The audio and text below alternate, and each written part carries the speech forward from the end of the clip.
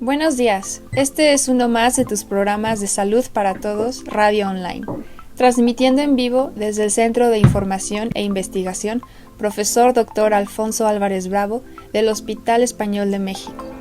Cabe mencionar que este es un programa sin fines de lucro, cuya misión es promover la educación médica continua entre sus colegiados y asociados.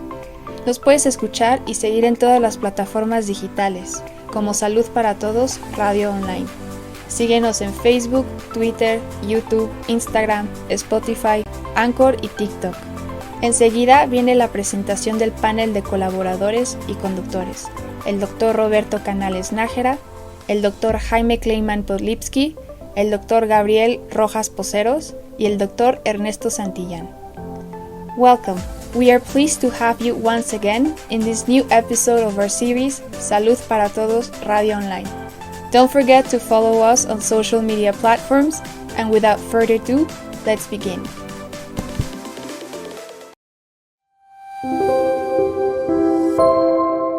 ¿Qué tal? Muy buenos días en uno más de tus programas Salud para Todos Radio Online, transmitiendo en vivo desde el Centro de Información e Investigación Profesor Dr. Alfonso Álvarez Bravo del Hospital Español de México. Cabe mencionar que es un programa sin fines de lucro. Nos puedes escuchar y seguir en todas las plataformas digitales. Te invitamos a que toques esa campanita y nos escuches. Les habla el servidor, el doctor Roberto Canales, quien es médico internista y miembro de la Asociación Americana de Endocrinología Clínica. Les voy a presentar a mis compañeros de transmisión, al doctor Jaime Kleiman, quien es médico investigador, maestro en ciencias y perito en la materia por el Tribunal Superior de Justicia, y también académico, quien hace su base aquí en el Hospital Español y en el Hospital Ángeles de las Lomas. Muchas gracias, buenos días a todos. Al doctor Gabriel Rojas Poceros, quien es maestro en ciencias, ginecobstetra, y también hace su base aquí en el Hospital Español. Muy buenos días. A la doctora María Eugenia Ramírez Aguilar, quien es médico internista y está en el Centro de Especialidades Diabéticas del sector salud. Muy buenos días a todos. Al doctor Eugenio Salgado Ruiz, quien es pediatra neonatólogo, también galardonado como uno de los mejores neonatólogos del país, y quien hace su base aquí en el Hospital Español y en el Hospital Ángeles de las Lomas. Gracias, doctor. A la doctora Alicia Ortiz Rivera, quien es especialista en mindfulness.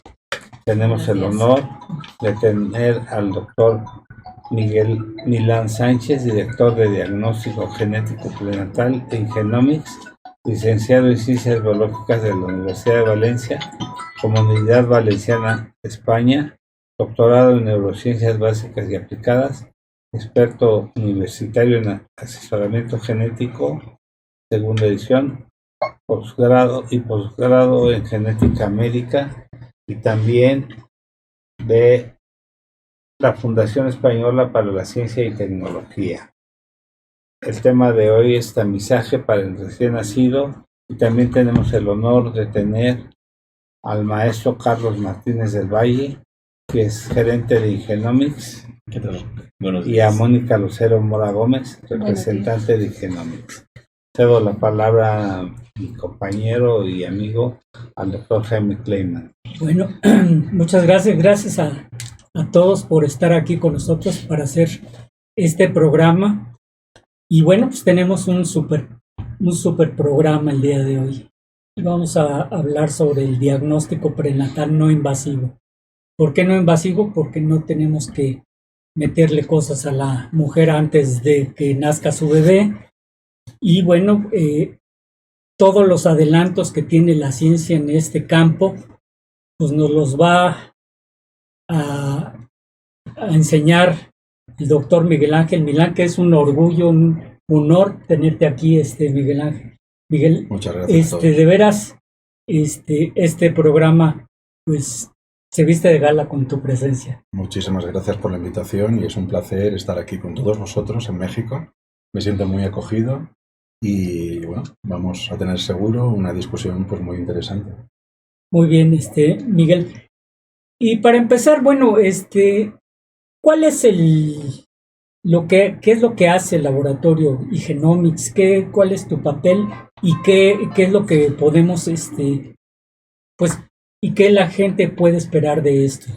Igenomics, como laboratorio de genética, es un laboratorio que se fundó con la idea de ser, pues, pioneros, de ser un laboratorio de referencia a nivel mundial dentro de lo que es la medicina reproductiva y la genética que da soporte a la medicina reproductiva. Ya. Y dentro de ese ámbito, lo que se hace por extensión, obviamente, es ofrecer servicios de calidad genética, no solamente en pacientes que son infértiles y que van a acudir a un centro de reproducción asistida, sino también el seguimiento prenatal con las pruebas genéticas que sean necesarias durante esta etapa, y por acompañamiento también a lo que es la etapa neonatal y poco más. Es decir, hasta ahí son donde nos centramos con los análisis genéticos. O sea, nosotros como ginecólogos, como ginecobstetras y los neonatólogos, pues es una herramienta bastante poderosa, bastante robusta para poder hacer un diagnóstico y tratar a estos bebés desde antes de que nazcan y, bueno, pues en el momento en que nacen. Exacto, esa es la idea. La idea es que dentro de lo que es el ámbito prenatal y dentro de lo que es el ámbito también de pediatría en la parte neonatal, los tamizajes se han venido realizando, pues, clásicamente para las enfermedades genéticas mediante marcadores bioquímicos. Ha sido una aproximación que ha funcionado muy bien, funcionan maravillosamente bien, pero en realidad lo que estamos abordando es el estudio de enfermedades genéticas. Desde hace unos años, pues empieza a tener disposición de tecnologías que empiezan a poder detectar cosas que nunca antes podíamos detectar. Es decir, si tenemos una enfermedad genética, lo que tiene mucha lógica es no depender de un marcador bioquímico que muchas veces ni siquiera está transcrito del cromosoma que queremos o de la parte del genoma donde queremos analizar. Y por lo tanto, tiene mucho sentido que si podemos aislar el ADN de ese probando, de esa persona o de ese feto, ¿vale?, de una manera u de otra, podemos hacer estudios directos, genéticos directos, para donde tengamos la sospecha, poder hacer el análisis directo de ese gen, y es mucho más directo que hacer un tamizaje bioquímico. En otros apartados, por ejemplo, como es el apartado de pediatría y neonatal, en los tamizajes muchas veces se ven limitados los compañeros para ciertas enfermedades porque dependemos de que haya un metabolito, de que haya un marcador bioquímico que nos dé, ¿vale?, nos levante una ventana o una bandera diciendo, ojo, que esta paciente o este paciente es alto riesgo para tal patología u otra. Y el valor pronóstico también de ese hallazgo bioquímico muchas veces es pobre, es decir, tenemos un positivo, pero ese positivo pues no nos puede decir qué pronóstico tenemos de esa enfermedad. Y eso sí que puede ser mejorado mediante los análisis genéticos, y no sé si después abriremos el debate también para ver de qué manera pues esto quizás se puede hacer. Con lo cual, son avances porque directamente vamos a ir un paso más allá, y si lo que queremos buscar es genética, vamos a coger como objeto el ADN que todos tenemos y vamos a hacer los análisis directamente en genética, lo que aumenta o puede aumentar muchísimo lo que es el grado de fiabilidad de clasificación de esos pacientes o de esos embarazos como alto riesgo y bajo riesgo. Y por lo tanto vamos a tener menos casos que son falsos positivos o falsos negativos, que son clasificaciones incorrectas de los pacientes objeto de estudio. Bueno, es medicina del siglo XXI y bueno, nosotros médicos que tenemos algunos años, pues recordamos que pues antes la mujer se embarazaba y pues tenía que esperar hasta que naciera, y aún después de nacido el bebé, pues no teníamos estas herramientas para saber la calidad o cómo estaba este bebé, si era un bebé sano o si en un momento dado teníamos que intervenir con este bebé en las primeras horas después de nacido. Exacto. ¿Verdad? O sea, Miguel, que el tamizaje es una herramienta necesaria, útil, porque en el sector salud ya en algunas instituciones dejó de hacer, desafortunadamente, por cuestiones probablemente económicas o de mucho peso. De mucho peso. Sin embargo, es una cosa que en verdad suele ser tan importante, tan trascendental, detectar tempranamente algún problema de tipo genético es. Así lo entendemos nosotros. Nosotros entendemos, y yo creo que todos, o casi todos los profesionales que nos dedicamos a esto, entendemos que la prevención y la predicción siempre es mucho más valiosa que no un tratamiento. Es decir, si podemos predecir que va a haber una enfermedad, si podemos predecir qué grado o qué gravedad, severidad puede tener esa enfermedad para poder hacer algo durante el embarazo, si es que se puede hacer algo durante el embarazo, que para algunos tipos de patologías se puede hacer. Para otros igual hay poco tratamiento, pero los papás pueden tener esa información y manejar esa información para tomar una decisión que puede ser drástica o no. O pueden tener esa información para preparación psicológica, para el momento del parto, que no se encuentren con una sorpresa desagradable, que no sepan gestionar, lo que sea más difícil de gestionar. Pero a nivel postnatal pasa exactamente lo mismo, es decir, tener esa información, porque de otra manera vamos a tener personas que van a desarrollar una sintomatología y que pueden desarrollar enfermedades que podían haber sido potencialmente prevenidas con tratamientos y accionabilidades que existen, que podemos reducir esa sintomatología, en muchas veces prevenirla, o evitar que el neonato fallezca en muchos casos, porque existe un tratamiento efectivo para algunas de ellas, y todo esto repercute en que vamos a tener menos enfermos o enfermos con una sintomatología más suave, que va a repercutir también económicamente, tanto en el sistema público de salud como también en la economía familiar de esas familias que tienen que tener seguramente una intensidad más relajada de número de visitas al médico, más medicaciones, más un largo etcétera, que ya todos yo creo que nos podemos hacer una idea. Doctor, y qué importante es estos temas que los radioescuchas que tengan oportunidad de estarlo escuchando redundando, sepan que existen pruebas no invasivas y pues obviamente pues ya están entrando las preguntas y preguntan qué es el diagnóstico prenatal no invasivo, que ya lo están explicando. ¿Qué es lo que hacen, doctor, para que los radioescuchas sepan que existe algo y que le pregunten a sus médicos, ¿no? Es importante. Efectivamente, es decir, son pruebas que son relativamente sencillas en lo que es el procedimiento, pero igual de sencillas que a lo mejor cualquier mamá cuando se queda embarazada, clásicamente, y ha funcionado muy bien, repito, y sigue funcionando, se siguen aplicando, se pueden hacer durante el embarazo los cribados combinados, los cribados prenatales combinados, ¿vale? Que lo que hacen es combinar lo que es la edad de la mamá. A todos nos sonarán que cuando una mamá pasa de cierta edad, 35 años, la probabilidad de tener cierto tipo de enfermedades, la más sonada quizá es el síndrome de Down, ¿vale? Aumenta muchísimo. Y luego lo podemos combinar para mejorar esa clasificación de embarazos de alto o bajo riesgo, lo podemos combinar con pues, ciertos parámetros bioquímicos, como lo más clásico suele ser analizar los niveles de una hormona, que es beta-HCG, y una proteína placentaria, que es la PAPA, ¿vale? Junto con los datos ecográficos, que clásicamente se analiza la translucencia nucal, presencia de hueso nasal, etcétera, etcétera. Hay ciertos marcadores biométricos que todo eso metido dentro de un algoritmo matemático clasifica a la mamá como alto o bajo riesgo, ¿vale? Esa clasificación tiene un grado de fiabilidad bueno, muy bueno, a día de hoy. Si metemos más marcadores bioquímicos y si añadimos también controles de segundo trimestre, podemos mejorar de un 85% que habitualmente tienen esos abordajes, un 85% de tasa de detección, hasta 95%, pero fijaros que tenemos que combinar, tenemos que tener una homogeneidad en lo que es el estudio ecográfico, que no siempre se tiene en todos los ecografistas tomando esas medidas biométricas a la vez. Se complica mucho, la operativa es muy complicada, ¿vale? Frente a lo que ha salido nuevo, o lo que salió nuevo en el año 2011 en realidad, ¿vale? Que clínicamente ya se demostró que se podía realizar, que eran estos estudios prenatales no invasivos que son tan sencillos a nivel práctico, a nivel de la consulta, como sacarle una muestra de sangre a la mamá. Y nosotros en esa muestra de sangre, que en realidad es una biopsia líquida, lo que vamos a hacer en el laboratorio, que son cosas mucho más complejas, pero es aislar ese ADN que todas las personas, todas tenemos flotando en el torrente sanguíneo. El torrente sanguíneo tenemos que entender, para que los radioescuchas lo puedan entender, tenemos ADN nuestro de todas nuestras células del cuerpo flotando en el torrente sanguíneo, que es la base de detección de muchas enfermedades como marcadores de cáncer, ¿vale? ¿Qué pasa cuando una mujer se queda embarazada? Cuando una mujer se queda embarazada, lo que pasa es que tiene de repente un nuevo tejido. Tiene, ¿vale?, la placenta con el bebé que está encerrado en el interior, y ese ADN de la placenta, conforme va creciendo por biología del desarrollo, va liberando células y ADN propio de la placenta. Y eso es exógeno, eso no es propio de la mamá. Entonces nosotros en el laboratorio lo que podemos hacer es aislar todo ese ADN y mirar cómo es la genética de ese ADN y ver si, por ejemplo, detectamos niveles alterados de alguna de las condiciones que queramos estudiar. al estudiar genética, para que también los radioescuchas se puedan hacer una dimensión, todo lo que antes con el cribado combinado, con ese 85% de fiabilidad de detección, ¿vale?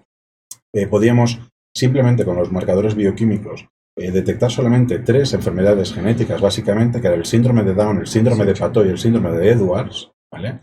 Podemos escalarlo todavía más y podemos, en función de lo que queramos prescribir y nos sintamos cómodos como prescriptores, podemos aumentar esa información a los cromosomas sexuales y síndromes de cromosomas sexuales, como el síndrome de Turner, el Klinefelter, exacto, el triple X, ¿cierto? O podemos incluso elevar esa información a toda la genética que queramos y que técnicamente se puede hacer a los 24 cromosomas o a los 23 pares de cromosomas, que pueden tener importancia también porque hay personas que están, y esto lo sabemos todos, no son frecuentes, pero sí que existen mosaicos, personas que tienen alteraciones para otros cromosomas que no son el 21, ni 13 y 18. Es poco frecuente, pero existe. Y este tipo de técnicas puede detectar estos niveles anormales para otras condiciones genéticas y extender lo que es el objeto de estudio y de condiciones genéticas a otras cosas que el cribado bioquímico no hace. Y además con una fiabilidad que roza el 99% para algunas condiciones, ¿vale? Típicamente para lo que es el cromosoma 21 tiene una fiabilidad altísima, elevadísima, ¿vale? Entonces, o sea, es muy el bueno. más común es el Down. La condición prenatal de las más comunes en cuanto a prevalencia es el síndrome de Down, sobre todo pasada cierta edad de la mamá. En mujeres jóvenes, por ejemplo, no ocurre así, ¿vale? Para mujeres jóvenes, por ejemplo, pues estamos hablando de 20, 25 años, es más frecuente un síndrome microelección concreto que se llama el síndrome de DiGeorge, que os sonará seguramente a todo el mundo, quizá los radioescuchas no, pero es una enfermedad genética, y es más frecuente esa que el síndrome de Down. Por lo tanto, es importante saber qué paciente tenemos nosotros en consulta para saber qué tipo de tamizaje puede ser más efectivo y más conveniente. Vale la pena más testar para un síndrome de DiGeorge o para otras enfermedades genéticas que para el síndrome de Down. Entonces, de acuerdo a la que nos está comentando, doctor, primero agradecerle su presencia, yo entiendo que este tipo de investigación que realizan ustedes en Genomics es a través del ADN fetal libre. Es a través del ADN fetal libre, que es mal llamado fetal porque es de la placenta. Sí, pero es el placental. así es como se conoce, ¿no? Entonces, es una prueba realmente no invasiva, muy buena opción. Y yo quisiera nada más regresar un poco a la plática, nos fuimos de repente a genética, pero yo creo que la gente que nos escucha, en el término de pediatría, es importante comentar que esto no es algo extraño para los embarazos ni para las mujeres, ni estamos hablando de cosas cromosómicas exóticas. Porque mucha gente, y yo entendería a cualquier mujer embarazada, lo primero que estás pensando es que tu hijo venga bien. Claro. Pero las enfermedades con alteraciones cromosómicas, cromosomopatías, de lesiones, lo que sea, no es raro. Lo que pasa es que no se estudia. No tenemos una base de datos que nos pueda dar un número exacto, pero la literatura internacional te habla que un 2%, por ahí 3 son mamás que tristemente pueden ser portadoras de algo. No vamos a hablar de algo malo, simplemente de alguna alteración cromosómica. Entonces, aquellas mamás que nos están escuchando deben de que están embarazadas o se van a embarazar, deben entender que esta plática es tema de prevención para todas. No estamos hablando de un grupo, es una minoría de enfermedades que ellas creen que no pueden ser. Claro. No es así. Entonces, yo creo que es muy padre aterrizar esto en el sentido que la gente quede claro que es importante para todas, independientemente de la mamá. Claro. Entiendo el comentario del doctor Milán que a mayor edad el porcentaje es mayor, pero también la literatura nos habla que mujeres jóvenes pueden presentar algún producto con alguna lesión cromosómica. Entonces, dejar el comentario muy abierto para que ella sienta con la comunidad de acercarse con los expertos y poder pedir más información y hacerse los estudios sin miedo. Y creo que acabas de tocar un punto muy, muy importante y es justamente lo que es la medicina, o sea, adelantarnos a la preventiva. De hecho, gran parte de este programa se basa en medicina preventiva y en lo que puede hacer cualquier persona precisamente para prevenir cualquier enfermedad. Y si no la puede prevenir, por lo menos saber que la tiene para saber su tratamiento ulterior. Yo creo que eso es muy, muy importante, que aterricemos esto en este momento. Doctor, si me permite, entonces, en ese sentido, yo le preguntaría cuáles son esas enfermedades que son prevenibles o cuáles son básicamente detectables, cuáles se pueden trabajar en esto. Pues a nivel con test prenatales no invasivos, ¿vale? Sí que es cierto. A ver, a mí sí que me gustaría antes de tomar esa pregunta, comentar una cosa, y no es cuestión de asustar a los radioescuchas y a las mamás, pero sí que a mí me gusta cuando hablamos con pacientes y también con los médicos, el entender que el embarazo es un deporte de riesgo. Es decir, es muy acertado el comentario que ha hecho el doctor de que cualquier persona es susceptible de tener una enfermedad genética. No suele pasar, pero no es infrecuente. Justo es el comentario que estábamos oyendo. Es decir, se conoce, estos números se conocen, se repiten, es estadística. Entre un 3-6% de todos los recién nacidos vivos pueden tener una enfermedad rara o no rara. ¿Vale? Hoy en día, con los programas de prevención y de tamizaje prenatal, la enfermedad de las más prevalentes, de las más frecuentes, como el síndrome de Down, tienen mucho éxito estos programas y hemos conseguido. Yo siempre he estudiado y he crecido con el número del síndrome de Down, de que tenía una incidencia de nacimiento de 1 de cada 600 recién nacidos vivos, más o menos. A día de hoy, en Europa, esta prevalencia, esta incidencia con los programas de tamizaje prenatal se ha reducido, en los últimos estudios que yo he podido comprobar, en 1 de cada 1.750. Es decir, estamos a punto de convertir, con los programas de búsqueda y tamizaje prenatal, de convertir el síndrome de Down en una enfermedad rara. Por lo tanto, es muy importante, si realmente queremos buscar patologías, enfermedades que puedan ser prevenidas, tener buenos programas de tamizaje prenatal, ¿vale? Para tener esta información. ¿Qué es lo que podemos, y ahora tomando esta pregunta, qué es lo que se puede estudiar a nivel prenatal? Pues técnicamente a día de hoy lo que se puede hacer a nivel prenatal es hacer un estudio no invasivo para este tipo de condiciones cromosómicas. ¿Qué condiciones cromosómicas se pueden abordar a día de hoy? Se pueden abordar aneuploidías, estamos hablando de trisomías como la trisomía 21, para cualquiera de los 23 pares de cromosomas. Eso puede tener importancia porque nos puede hablar si se confirman amniocentesis. Estos son tamizajes. Es importante que se sepa que un tamizaje positivo, un cribado positivo, una paciente de alto riesgo, se tiene que confirmar después mediante una técnica diagnóstica en amniocentesis, que podemos hablar de esto después, ¿vale? Pero en el caso de que tengamos un alto riesgo, tenemos que ir a buscar esa condición, pero ya estamos buscando esas condiciones para que los papás sepan si su bebé tiene, en algún grado, puro o en mosaico, ese tipo de patología. ¿Vale? Claro, y no irnos a la amniocentesis como primera elección de diagnóstico. ¿Y cuál es el tiempo idóneo para hacerlo? El tiempo idóneo para hacer este tipo de tamizajes es a partir de semana 10. Yo siempre suelo recomendar, si la mamá puede esperar, hacerlo a partir de la semana 12, porque en semana 12 hay una ecografía de control muy importante, que es la morfológica, donde se mide la translucencia nucal, hueso nasal, etc. ¿Vale?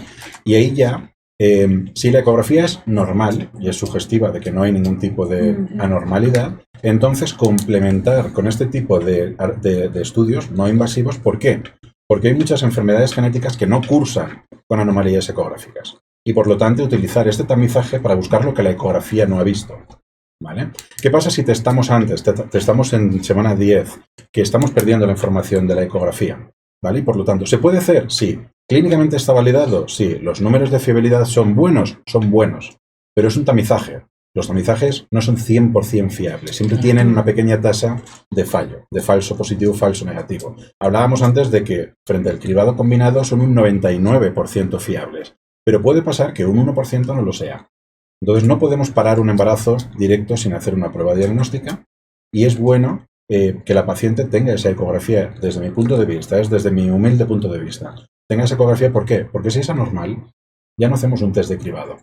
Porque ya tenemos un riesgo asociado. Si tenemos una translucencia nucal aumentada, lo que es recomendable es hacer una amniocentesis o una biopsia corial, en función del momento en el que estemos y la paciente quiera esperar, y hacer técnicas como un cariotipo o como un array, en función de cuál sea el algoritmo de procesamiento y de manejo de la paciente en cada uno de los centros. ¿Vale? Que habitualmente suele ser muy conveniente, si se puede, hacer un cariotipo y hacer un array. ¿Vale? Para que se cubran el máximo número de condiciones posibles. Ok. Oigan, pues qué bueno que están con nosotros. Los invitamos a que sigan este programa. Estamos revisando diagnóstico prenatal no invasivo y newborn screening, es decir, tamizaje del recién nacido. Está con nosotros el doctor Miguel Milán, director de diagnóstico genético prenatal en InGenomics. Por favor, comparte este video, dale like a esa página, activa esa campanita, síguenos, suscríbete a nuestro canal. Estamos, ya sabes, en YouTube, Instagram, Facebook Live, YouTube y por supuesto Twitter, ¿ok? Y doctora, también un comentario. Afortunadamente cada vez son más las pacientes embarazadas que nos piden: yo me quiero hacer mi Duo Test, yo me quiero hacer mi ultrasonido estructural. Entonces eso es muy importante, ya lo está conociendo toda la gente, ya no es de que hazte esto, sino llegan pidiéndolo. Probablemente no saben qué es, pero ya lo están pidiendo, ¿no? Entonces Así es, eso es importante, que ya no nos cuesta trabajo, hay que explicarles todo, y qué bueno. Su charla está muy entendible, creo que les está gustando mucho a los cibernautas. Pues también la calidad del ponente y todo lo que trae es importantísimo. Es un placer Es un placer poder tener estos programas de difusión para que pueda llegar todo lo que es el mundo de la medicina y la genética a todos los pacientes, para que los pacientes también entiendan este tipo de pruebas, que sepan que existan y que puedan platicar, hablar con vosotros sobre esto en consulta y entender que también los laboratorios estamos para ayudar. Es decir, nosotros somos especialistas en genética, es nuestro área de especialidad, pero que la paciente también entienda y sepa que nosotros tenemos una comunicación activa con vosotros y que cuando vosotros prescribís este tipo de test, tenéis el respaldo de los laboratorios, o en este caso de nosotros, de InGenomics, para poder ayudaros en todo lo que sea necesario. Por ejemplo, si yo prescribo una prueba, ¿ustedes van o me traen el material? ¿Yo la tomo? ¿Cómo es lo? Nosotros proporcionamos todo que le quede muy fácil al médico, ¿no? Sí. Que tenga en stock el kit, como están viendo acá, pueden tener un kit de NACE o un kit de Newborn Screen. Sí. Lo tienen ya en su consultorio porque ustedes están haciendo la consulta, y si la paciente quiere en el momento ya hacerse el estudio, pues ya pueden tomar la muestra, nos avisa y nosotros directamente mandamos logística para la recolección. Y lo bueno es que estamos aquí cerca del Hospital Español. Exacto, llegan corriendo. Y además es un laboratorio de prestigio, con calidad y que está respaldado además. Por todas las normas. Exacto, y que además está con gente muy profesional en esto. Y lo más importante, doctor, tienen el acompañamiento genético también. Tenemos una consulta pre, una consulta post. En relación con el médico nos vamos comunicando y le vamos dando seguimiento para lo que la paciente necesita. O sea que es ideal que la paciente llegue con su médico y su médico lo prescriba, pero puede pasar que la paciente llegue con ustedes directamente y les diga: oiga, yo quiero que me hagan un test. Pueden llegar con nosotros, pero idealmente tienen que tener la prescripción médica, o sea, llevar la receta, porque al final el médico es el que le va a dar la interpretación del resultado, ¿no? Entonces, creo que eso es muy importante. Aunque nuestros resultados son bastante sencillos, amigables, fáciles de entender, pues sí hay alguna parte que si los pacientes lo reciben, va a decir, bueno, ¿qué es esto, no? O sea, no estamos hablando de una biometría hemática, por ejemplo. Sí, y lo que pasa muy comúnmente que los pacientes, perdón, Carlos, Maestro Carlos, llegan ya con los estudios y ya los revisaron. Ya les dieron su interpretación. El doctor Google, que yo quisiera agregar aquí.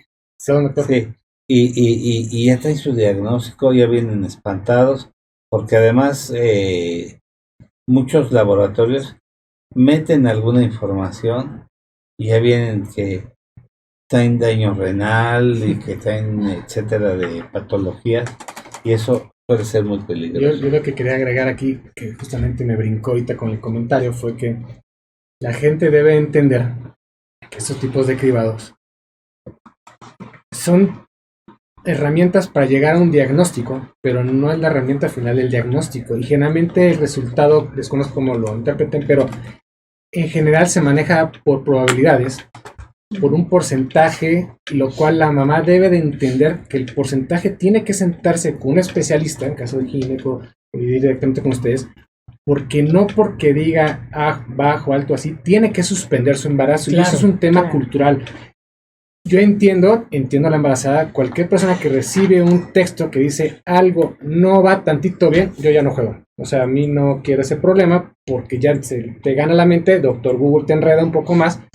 Y yo creo que esto es bien importante, no sé si me estoy adelantando las palabras del doctor Milán, pero creo que debe quedar muy claro la base de la interpretación de estos estudios debe ser a través de un profesional. No puede, como bien dijo el doctor, pasar, recojo, voy a mi casa y se lo leo a mi marido y el otro va a decir cada vez que estamos hablando. Claro. Entonces, no sé, doctor Mier, si me adelanté a la plática, pero creo que valdría la pena 2 minutos de charla, decir, oigan, la interpretación, la forma en que nosotros hacemos la lectura es de tal manera. Y una pregunta más, abriendo un poco más de plática. Estos temas de cribado, pues tardan varios días, pero no desconozco en cuántos días entregan ustedes resultados, porque generalmente hay estudios de días, semanas, lo sea. Entonces yo creo que más de alguna mamá que nos está escuchando, pues yo voy y cuando regreso a que me digan si estoy bien o mal, porque para eso ya la cabeza va a 500 por hora. Claro. Pues son 2 comentarios que abro a la mesa. Sí. Si quieres, empezamos con el primero, ¿vale? Y el primero a mí me parece de una importancia absoluta, es decir, tienes completamente toda la razón. Es decir, esto aunque puedan parecer algunos de ellos, pues porque la interpretación quizá del cribado combinado durante muchísimos años es relativamente sencilla. Es decir, eres paciente de alto riesgo porque te ha dado un cribado combinado de 1-100, se le explica a la paciente lo que quiere decir 1-100, pero en realidad, aunque los riesgos sean numéricos y sean continuos, lo que es la clasificación es binaria. Eres alto riesgo o eres bajo riesgo. Como alto riesgo tienes estos riesgos y te recomendamos un método invasivo o no, o para averiguar si eres realmente afecta, tienes estas herramientas diagnósticas, y si eres bajo riesgo, tienes pocas probabilidades y a lo mejor no merece la pena hacer nada, ¿no? Quizá. Si eso parece básico, el test nace en este caso, los cribados prenatales no invasivos, pueden parecer básicos, pero es genética. La genética no es sencilla. Aunque hagamos una clasificación también y los informes sean muy sencillitos de interpretar, esto jamás, si lo tenemos clausurado en los informes, jamás debería ser interpretado únicamente por una paciente. Es decir, el informe debe ser user-friendly, tiene que ser cercano, amigable para el paciente, para que lo pueda entender también, que no sea chino.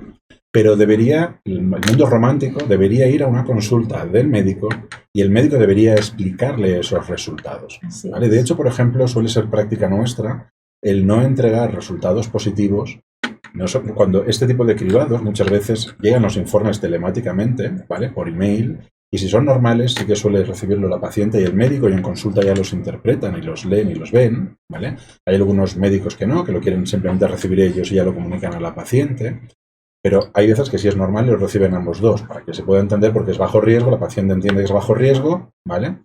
Y luego hay una plática posterior. Si son positivos, nosotros generalmente no se lo entregamos a la paciente, porque la paciente se asusta, la paciente de repente ve un síndrome genético, buscan Doctor Google te enseña fotos de todo tipo, se asusta y lo que quiere es abortar, es lo que estábamos hablando justamente, ¿vale? Cuando el primer paso, cuando tenemos cualquier método de cribado, el primer paso, también en ideas románticas, lo que la teoría nos dice es que esa paciente debería ir a un consejo genético con un asesor genético o un médico genetista para que le explique cuál es la condición a riesgo, qué implica esa enfermedad, ¿vale? Porque muchas veces igual hay papás que si entienden bien la enfermedad, pues no tomarían ninguna acción, ni siquiera hacer una amniocentesis. Entonces esa quizás sería la idea romántica de cómo debería ir todo el proceso de comunicación para que los pacientes puedan tomar una decisión informada y que no sea dirigida. Eso es un principio básico, ético y moral de lo que es el asesoramiento genético, ¿vale? Y esa comunicación con el médico es importantísima para que la paciente entienda todo. Hacerse una amniocentesis, para que nos entiendan los radioescuchas, es un método invasivo de coger el material para poder hacer análisis genéticos. A nivel prenatal no existe ninguna forma mejor de tener resultados de calidad a nivel genético, pero tiene un pequeño precio. Ese pequeño precio es que esa amniocentesis o esa biopsia de vellosidades coriales pues puede tener una tasa pequeña de aborto espontáneo o de complicaciones obstétricas como infecciones, pérdida de líquido, etcétera, etcétera. Es muy pequeñito, no quiero asustar tampoco a los radioescuchas, pero sí que es algo que tiene que ser discutido en consulta genética para que ellos puedan hacer una valoración global ¿vale? Antes que tomar ninguna decisión drástica. Importantísimo. Y debe tener aceptación por el paciente. Claro, Obviamente. Siempre debe firmar su carta de consentimiento informado. Obviamente. Y bueno, hablando del laboratorio, bueno, la tecnología que tienen ustedes en el laboratorio no la tienen así, por decir, cualquier laboratorio que está en las calles, ¿no? O sea, deben de tener una infraestructura y una tecnología mucho mayor que nos lleve a ese tipo de diagnósticos, por más que digas que son cosas fáciles, bueno, que son diagnósticos fáciles y que se hace, que el método es fácil, pero no todos los laboratorios tienen esa infraestructura. Y bueno, ¿qué ahorita nos acabas de enseñar las pruebas, o sea, los dos kits que tenemos? ¿Qué pruebas hacen en el laboratorio y nosotros con qué podemos, cuáles nuestras herramientas? Faltó el tiempo. Sí. Sí, yo como médico me quedé yo con esa... Sí, no, el tiempo de entrega, perdón, que no había contestado la segunda pregunta, disculpa. El tiempo de entrega depende de cada una de las pruebas. La prueba prenatal no invasiva intentamos tener resultados pues lo más pronto posible, ¿vale? Normalmente se entregan resultados, creo recordar, aquí en México, 7 días hábiles. En 7 días hábiles, ¿vale? Para que es un término que está muy bien, porque si la paciente realmente, si lo miramos desde el punto de vista práctico, ¿vale? Si la paciente se toma la muestra en semana 12 después de la ecografía, si es que se puede realizar así, ¿vale? Realmente vendríamos a tener resultados sobre la semana 13, semana 14, que es un momento bueno para hacer una biopsia de vellosidades coriales, si tenemos riesgos para ciertas condiciones como la trisomía 21, o nos da tiempo de estar cerca de la semana 16, que es cuando se suele realizar la amniocentesis típicamente, ¿vale? Para que la paciente tampoco espere demasiado tiempo, porque sabéis que el nivel de ansiedad muchas veces cuando te clasifican de alto riesgo puede ser muy elevado. Claro. Con lo cual yo creo que son unos tiempos de entrega bastante adecuados. En el caso del newborn screening, el tipo de análisis genético que se realiza es muy profundo, porque lo que vamos a hacer es analizar, a diferencia del prenatal no invasivo, que mira trisomías comunes, ¿vale? Y otro tipo de trisomías, ese tipo de análisis suele ser bastante rápido. El otro es un análisis muy profundo. Y ese tarda un poquito más. En ese estamos tardando unos 20 días laborables en tener los resultados. Por lo tanto, para el test newborn screening, para el tamizaje neonatal, ¿qué es lo que es muy importante? Como el objeto de ese test es encontrar pacientes, bebés de alto riesgo que todavía no tengan sintomatología, es hacerlo lo antes posible. Es decir, quizá en las primeras 48 horas sería lo ideal para evitar que el bebé empiece a tener sintomatología de alguna de las patologías que estudia y poder empezar con la acción o el tratamiento adecuado para esas patologías, ¿vale? Sería lo ideal, eso sería... ¿Dónde lo procesan? El procesado del NACE concretamente, Sí. que es el test prenatal no invasivo, se hace aquí en Genomics, Ok. ¿vale? Porque aquí sí que necesitamos que el tiempo de entrega para prenatal es prenatal, en prenatal todo corre un poquito más deprisa, ¿verdad? Sí. En el caso del newborn screening, nosotros por el volumen y por el tipo de análisis que se hace, que es más complicado, y Genomics, no sé si lo he comentado, pero es una empresa que tiene laboratorios en 26 países diferentes, ¿vale? Y lo que tenemos son, obviamente, la logística a día de hoy está muy bien establecida y en cuestión de 24, 48 horas podemos tener las muestras en cualquier lugar del mundo. Y lo que tenemos son centros para ser más eficientes y para poder dar los resultados antes a los pacientes, centros de procesados y diagnósticos en diferentes partes, principalmente para el newborn. Lo que tenemos es centros en Dubái y en España, ¿vale? Por lo tanto, la muestra se preprocesaría aquí, se mandaría directamente a España y a Dubái y tendríamos esos resultados. Perfecto, pues muy bien. ¿Están en Valencia? Estamos en Valencia, sí. La central de España está en Valencia, exactamente. Muy bien, muy bien. Muy bien. Doctores, y Hay que ir a conocer. esta parte... Están totalmente Es verdad, invitados. el laboratorio. Sí, Sí. retomando un poco la idea del tipo de enfermedades que se detectan o de condiciones.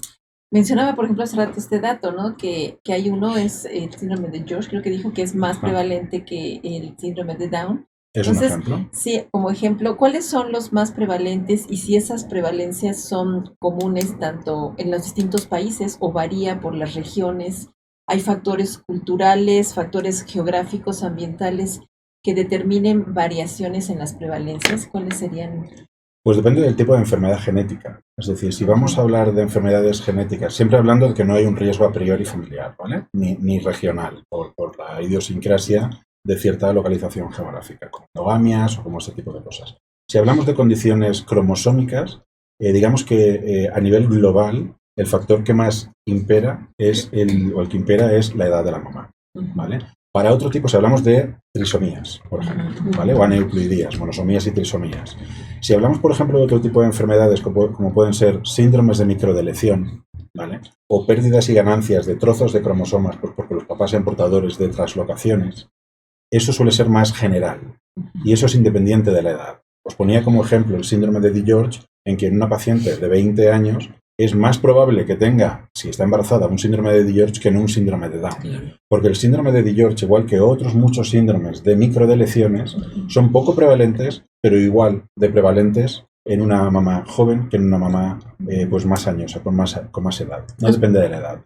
Y luego hay otro tipo de enfermedades genéticas que sí que se conoce que lo que es la tasa de portadores de esas enfermedades puede variar en función de la localización geográfica en el mundo. Incluso dentro del país puede haber diferencias regionales, pero pueden haber pues, enfermedades que son más características, y esto se conoce mucho, de la población judía en ciertas localizaciones del mundo, en la zona de Oriente Medio. Pues hay una incidencia de enfermedades altísima por el alto grado de consanguinidad que tienen, que son muy frecuentes ahí, pero no son frecuentes en otro lado. Y por lo tanto, ese tipo de información, y es una pregunta buenísima, es importante que los laboratorios la tengan en cuenta. Y en ese caso, Igenomics, el hecho de que sea un laboratorio que está distribuido por todo el mundo, haciendo este tipo de pruebas por todo el mundo, lo que hace es que tengamos un banco de datos, ¿vale? Con personas que son afectadas de esas enfermedades y con mutaciones genéticas que pueden ser locales, ¿vale? Y que nos permite dar un diagnóstico más preciso en función de la región geográfica en la que podamos estar, o que podamos buscar variantes o conocer variantes que en otros lugares del mundo eran desconocidos. Y que, por ejemplo, con variantes y con enfermos de Oriente Medio, que suelen ser, es una zona caliente del planeta en cuanto a enfermedades genéticas, pues podamos ganar mucho conocimiento que de otra manera sería imposible. Y que son muy propias de ciertas razas o de ciertas religiones. Por ejemplo, hay en los judíos hay una prevalencia que esa es otra. Hay prevalencia de ciertas alteraciones genéticas. También lo vemos con los musulmanes. Exacto. Y también con los españoles vemos algún tipo de cánceres. Y en México también vemos otro tipo de padecimientos. Claro. Y eso se da mucho porque, pues, como no hay mezcla, vamos a llamarle de alguna forma mezcla sino los judíos ashkenazim se casan con judíos ashkenazim o con otros judíos, entonces, pues, una enfermedad o un problema de genes autosómicos recesivos lo transmite el papá y la mamá. Entonces ya los dos son portadores sanos y el bebé sale con la enfermedad. Exactamente. Y por eso ese tipo de programas... Hay consanguinidad. Claro, cuando tenemos consanguinidad lo que tenemos que entender es que todos a nivel global, para cierto tipo de enfermedades, si hablamos de enfermedades monogénicas son que no son como la trisomía 21, que es un cromosoma entero que sobra o falta, y generalmente es un evento de novo, que se suele decir, ¿vale? Es decir, no hay una historia familiar que te haga que tengas más probabilidades de tener un síndrome de Down, habitualmente, ¿vale? Pero todos, para otro tipo de enfermedades, por eso decía que el embarazo es un juego de alto riesgo, ¿vale? Todos, para que los radioescuchas lo entiendan, somos portadores de media, de aproximadamente, a día de hoy son los números que se barajan, de 3 mutaciones para enfermedades genéticas, ¿vale? ¿Cuál es la circunstancia? De que son enfermedades generalmente que se llaman recesivas y que se necesitan que los dos genes, todas las personas tenemos 2 genes de cada uno de los genes que tenemos, ¿vale? Necesitamos que los 2 sean afecto para expresar la sintomatología y la clínica de esa enfermedad. Pero habitualmente lo que tenemos es solamente una. Pero todas las personas tenemos alguna mutación para uno de esos genes. ¿Qué se tiene que dar? Se tiene que dar la casualidad de que yo conozca a mi pareja, ¿vale? Y que los 2 tengamos mutaciones en el mismo gen y que pueda ser heredado por uno de los hijos, ¿vale? Para enfermedades que son poco frecuentes, cuando no tenemos consanguinidad, que se dé esta casualidad es rara. Pero cuando tenemos zonas del mundo, por ejemplo, y lo estaba diciendo tú, con determinadas poblaciones, pero es una zona caliente, es lo que he dicho, la zona de Oriente Medio es una zona caliente. ¿Por qué? Porque el grado de consanguinidad es muy alto, es fácil que se casen primos, es fácil que se case pues una sobrina con un tío, ¿vale? O que tengan mucha relación de sangre, y entonces nosotros estamos heredando y dando a heredar la misma mutación a mismos miembros de la familia, con lo cual aumenta muchísimo la probabilidad de que se dé esa coincidencia. Por lo tanto, este tipo de análisis y otros, que no vamos a presentar hoy aquí, pero que serían los de carrier screening, los estudios de portadores, son sobre todo para todo lo que es prenatal, pero sobre todo para pediatría. Yo creo que son fundamentales para poder hacer una buena prevención. Es decir, que los papás sean informados y sabedores de que ellos son portadores de mutaciones en el mismo gen y que tienen un riesgo para todos sus embarazos determinado de una determinada enfermedad, y que ellos tengan esa información y que puedan evaluar cómo es la enfermedad, cómo de severa y cómo de importante es para tomar una opción, un camino u otro. Y las opciones son muy variadas. Es decir, si no estamos embarazados, podemos tener opciones como la donación de gametos. Uno de los dos miembros de la pareja puede cambiar su gameto para no coincidir con esa mutación. Sería tan sencillo como eso. Podemos ir a programas de cribado o tamizaje genético preimplantacional en un centro de reproducción asistida. Entonces podríamos ir, se sacan los embriones, se analizan esos embriones previo a hacer una implantación y solamente se van a transferir para que la mamá se quede embarazada de los que no tienen esa condición.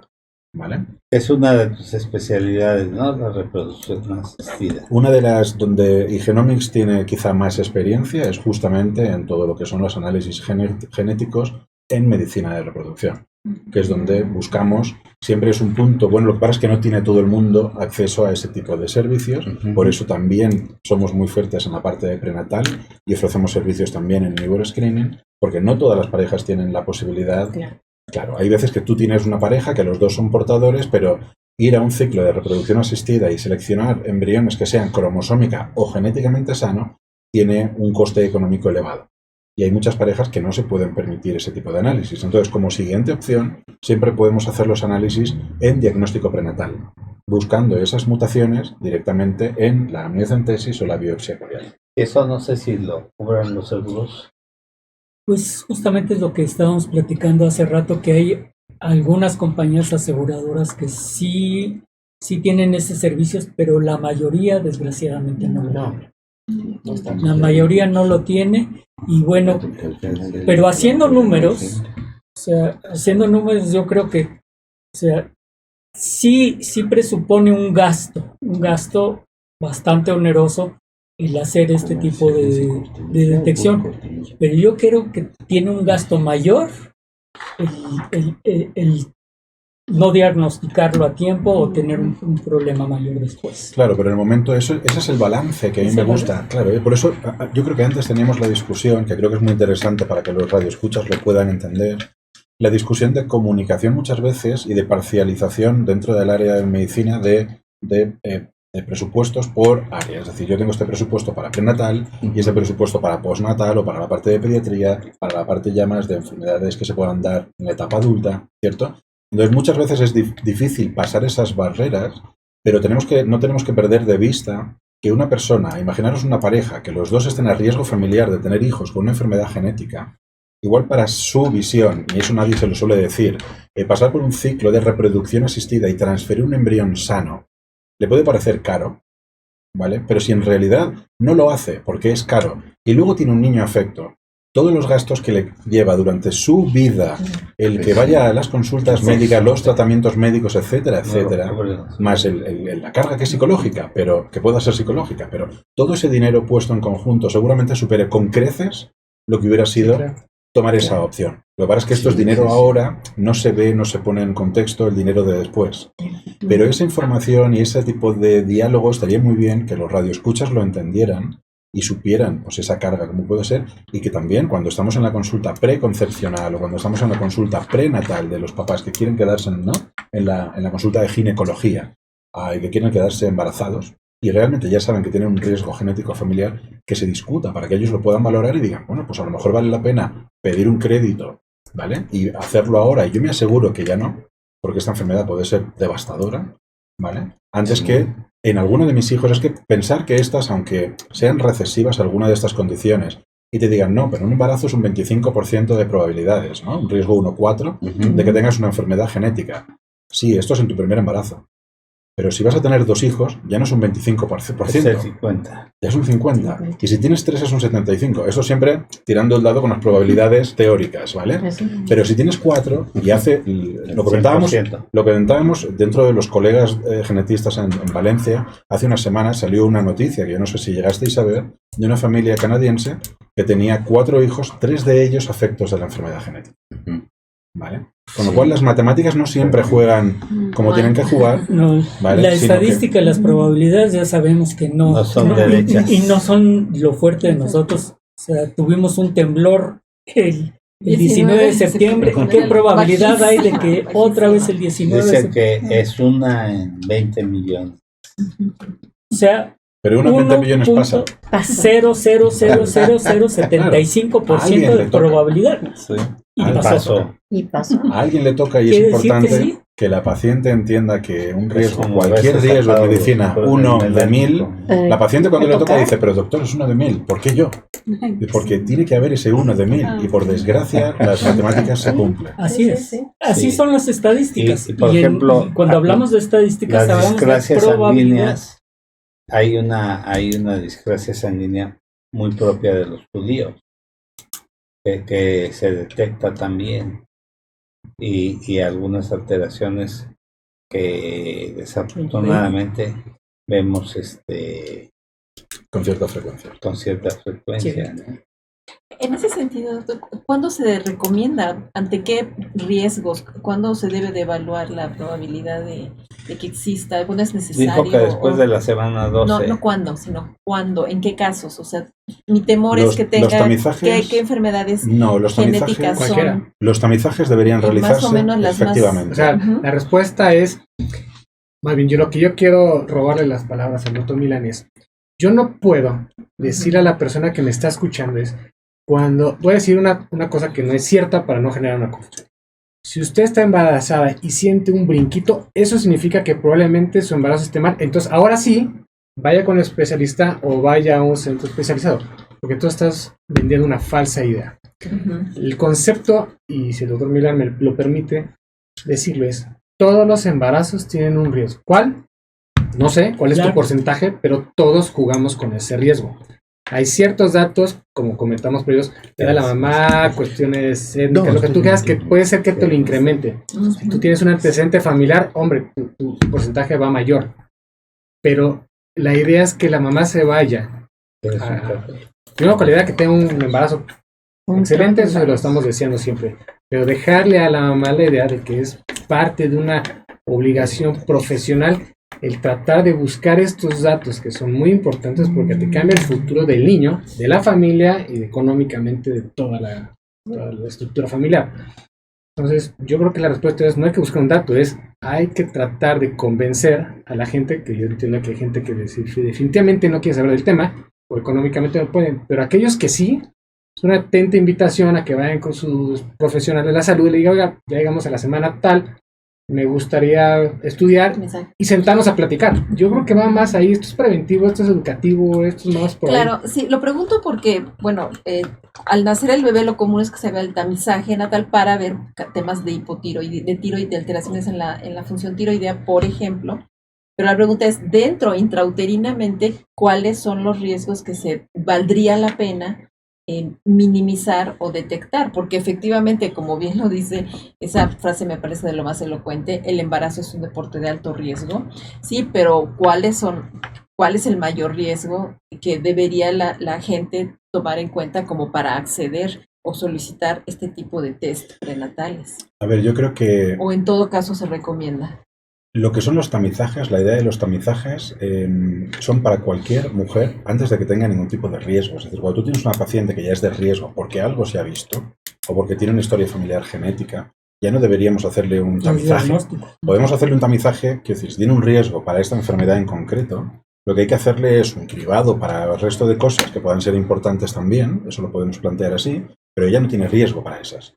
Pero un diagnóstico para lo que tiene riesgo, ¿vale? Por lo tanto, los tamizajes, la idea sería hacérselo a cualquier mujer embarazada, ¿vale? Para las condiciones para las que el riesgo-beneficio pues, son más frecuentes y pueden tener pues, una utilidad porque vamos a hacer un manejo o la paciente puede manejar esa información. ¿Vale? Manejo clínico accionable o puede manejar esa información. ¿Cuáles son en el caso de prenatal? Las que hemos comentado. Principalmente se suelen estudiar trisomías, principalmente se suelen estudiar algunas microdeleciones, algunas condiciones genéticas. Nosotros, ahora en España, tenemos como piloto también el implementar junto con este test NACE, lo que es el test de portadores, en un test que hemos llamado CENIT, ¿vale? Que lo que hace es incluir toda esa información para poder prenatalmente saber si los papás están a riesgo de enfermedades recesivas y tener esa información de manera prenatal, ¿vale? Otras enfermedades genéticas ya necesitamos el material, necesitamos hacer una biopsia corial o una amniocentesis para poder verlas, porque técnicamente a día de hoy no podemos acceder de otra manera si no es con una amniocentesis. Esa amniocentesis, como hemos dicho, tiene un pequeño riesgo de aborto.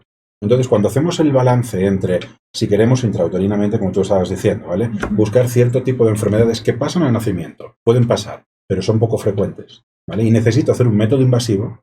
En la balanza de riesgo de que se me pierda el embarazo versus encontrar ese tipo de enfermedades, pesa más el riesgo de aborto espontáneo. Y por lo tanto, no suele verse bien, no suele aceptarse bien el buscar esas enfermedades a nivel prenatal. Y nos restringimos a aquellas que técnicamente podemos hacer de manera no invasiva cuando no existe ningún riesgo. Lo mismo en el neonatal. En el neonatal, la idea no es cuando tengo un bebé que tiene una sintomatología sugerente de una patología. Ya me voy a hacerle una técnica diagnóstica porque tengo una sospecha concreta, ¿vale?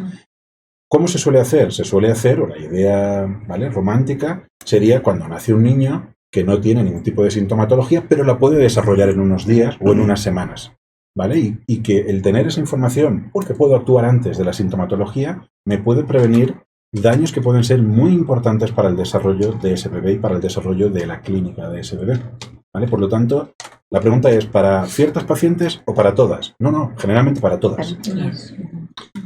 Están preguntando que cuál es el síndrome de George, y es una lesión del cromosoma 22 que trae problemas en el corazón y en las glándulas paratiroideas y que trae desarrollo en el producto y el sistema inmunológico deficiente, y que trae alteraciones muy importantes en su desarrollo.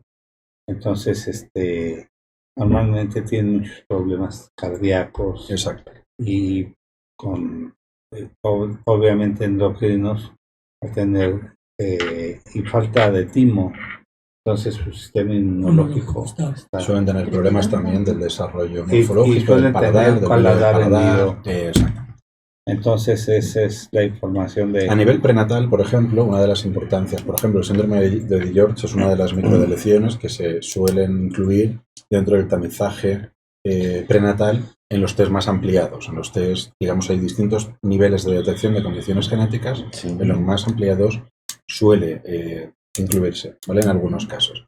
Y fijaros la importancia, es poco frecuente, porque en realidad la prevalencia puede ser 1 de cada 2.000 nacidos, pero fijaros que a nivel prenatal, sí que es una de las condiciones en las que hay algún marcador ecográfico que suele dar la cara, pero lo suele dar tarde, ¿vale? Es decir, suele verse o suele sospecharse que puede haber un síndrome de George. No se ve siempre, pero cuando se ve, se detecta en la eco 20, que es cuando se hace la ecocardio, ¿vale? Y se ve la estructura y se ven, pues, diferentes estructuras que pueden estar mal a nivel cardíaco. Yo no soy ginecólogo, no te puedo decir cuáles son exactamente, pero sé que se detecta en ese momento.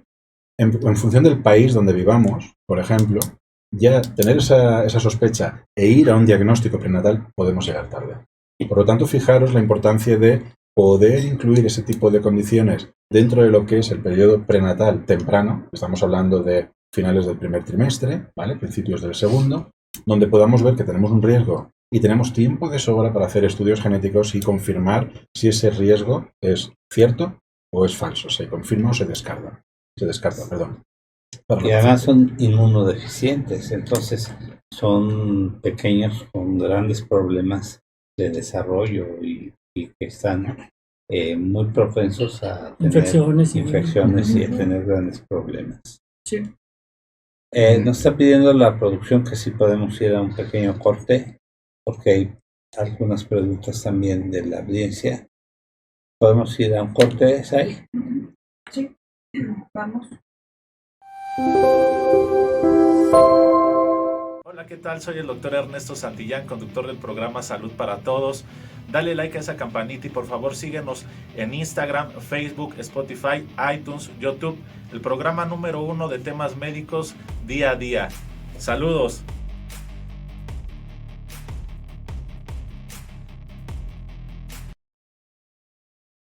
¿Quieres ser parte del mundo digital y no sabes cómo? Contáctanos, te asesoramos. Páginas web, relaciones públicas, streaming, podcast, redes sociales, comerciales, videos y mucho más. Contacta zrproducciones.com.mx. Síguenos en Facebook como @zrproduccionesmx, Instagram, YouTube y TikTok como @zrproducciones. Sé parte del mundo digital. Me gustaría tomarme unos minutos para hacer énfasis en lo importante que es mantener un peso saludable, ya que, como nos lo ha confirmado la pandemia, aquellas personas con sobrepeso u obesidad siempre estarán más expuestas a cualquier tipo de enfermedad. Es por ello que es importante recordar que nunca es tarde para mejorar nuestros hábitos alimenticios y podemos empezar con pequeños cambios que traerán grandes diferencias en nuestro organismo y nuestra vida, como los que ofrece Nútrete. Nútrete es un proyecto que 2 maestras en nutrición han impulsado, facilitando sus diferentes productos para que cualquier persona que quiera cambiar su vida los pueda adquirir. Te invitamos a conocerlos. Visita sus diferentes redes sociales: Instagram, @Nutret_MX, Facebook, @NutreteCDMX, o al teléfono 55 62 16 65 20. Nútrete y cambiará tu vida. Bueno, pues nuevamente aquí con el doctor Miguel Milán Sánchez en este programa que pues ha sido un programa que ha resultado bastante interesante. Tenemos muchísimas preguntas de nuestros radioescuchas y bueno, pues yo creo que vamos haciéndolas porque aquí doctor, el tiempo una de es ellas importante. es cómo hacen esa prueba no invasiva. Pues la prueba no invasiva, que en realidad se llama no invasiva, sí que es invasiva pero mínimamente invasiva. Claro. Es no invasiva porque no vamos a acceder al espacio uterino invadiéndolo con agujas ni sacando biopsia con el de la placenta, sino que lo que vamos a hacer es simplemente una toma de sangre, que es mínimamente invasivo por eso. Va a ser una toma de sangre como podemos hacer para cualquier tipo de análisis Claro. rutinario de colesterol o de azúcar, No duele. ¿cierto? Es mínimamente invasivo, entonces es muy cómodo. Se puede sacar la muestra de sangre y esa muestra de sangre... ¿Cuántos mililitros? Pues necesitamos unos 10, entre 7 y 10 mililitros, que es un tubito, ¿vale? Para llenarlo. Y con eso es suficiente para hacer los análisis en el caso de los test prenatales no invasivos. Para el caso ¿Lleva EDTA? O sea, lleva anticoagulante. Lleva un tipo de anticoagulante que es un derivado del EDTA especial. El kit ya lleva El tubo dentro, exacto, que es un tipo de sustancia que lo que hace es estabilizar las células para que el ADN no salga al exterior y se degrade, ¿vale? Y luego el otro tipo de test, el newborn screening, el tamizaje neonatal, lo que tiene es una tarjeta, es igual que se hace la prueba del talón, es decir, se deposita sangre del bebé ahí, y luego también tiene un par de hisopos bucales, que son 2 torundas, 2 bastoncillos, para poder, los bebés obviamente, ¿vale? Muchas veces sacarle sangre pues es complicado y nos sabe mal, pues para poder hacerles un frotis bucal bien realizado, y de esa manera es muy sencillo. 2 preguntas. ¿El newborn se puede tomar de sangre de cordón? Esa es una pregunta. Tomar. Y la segunda, si a ese bebé se le transfundió por algún motivo sangre, tomarle sangre a ese bebé, ¿sirve o no sirve? Pues esa es muy buena pregunta. Esa es muy buena pregunta y la respuesta es que en principio depende del tipo de transfusión que se le realice, ¿vale? Siempre lo decimos para otros tipos de pruebas.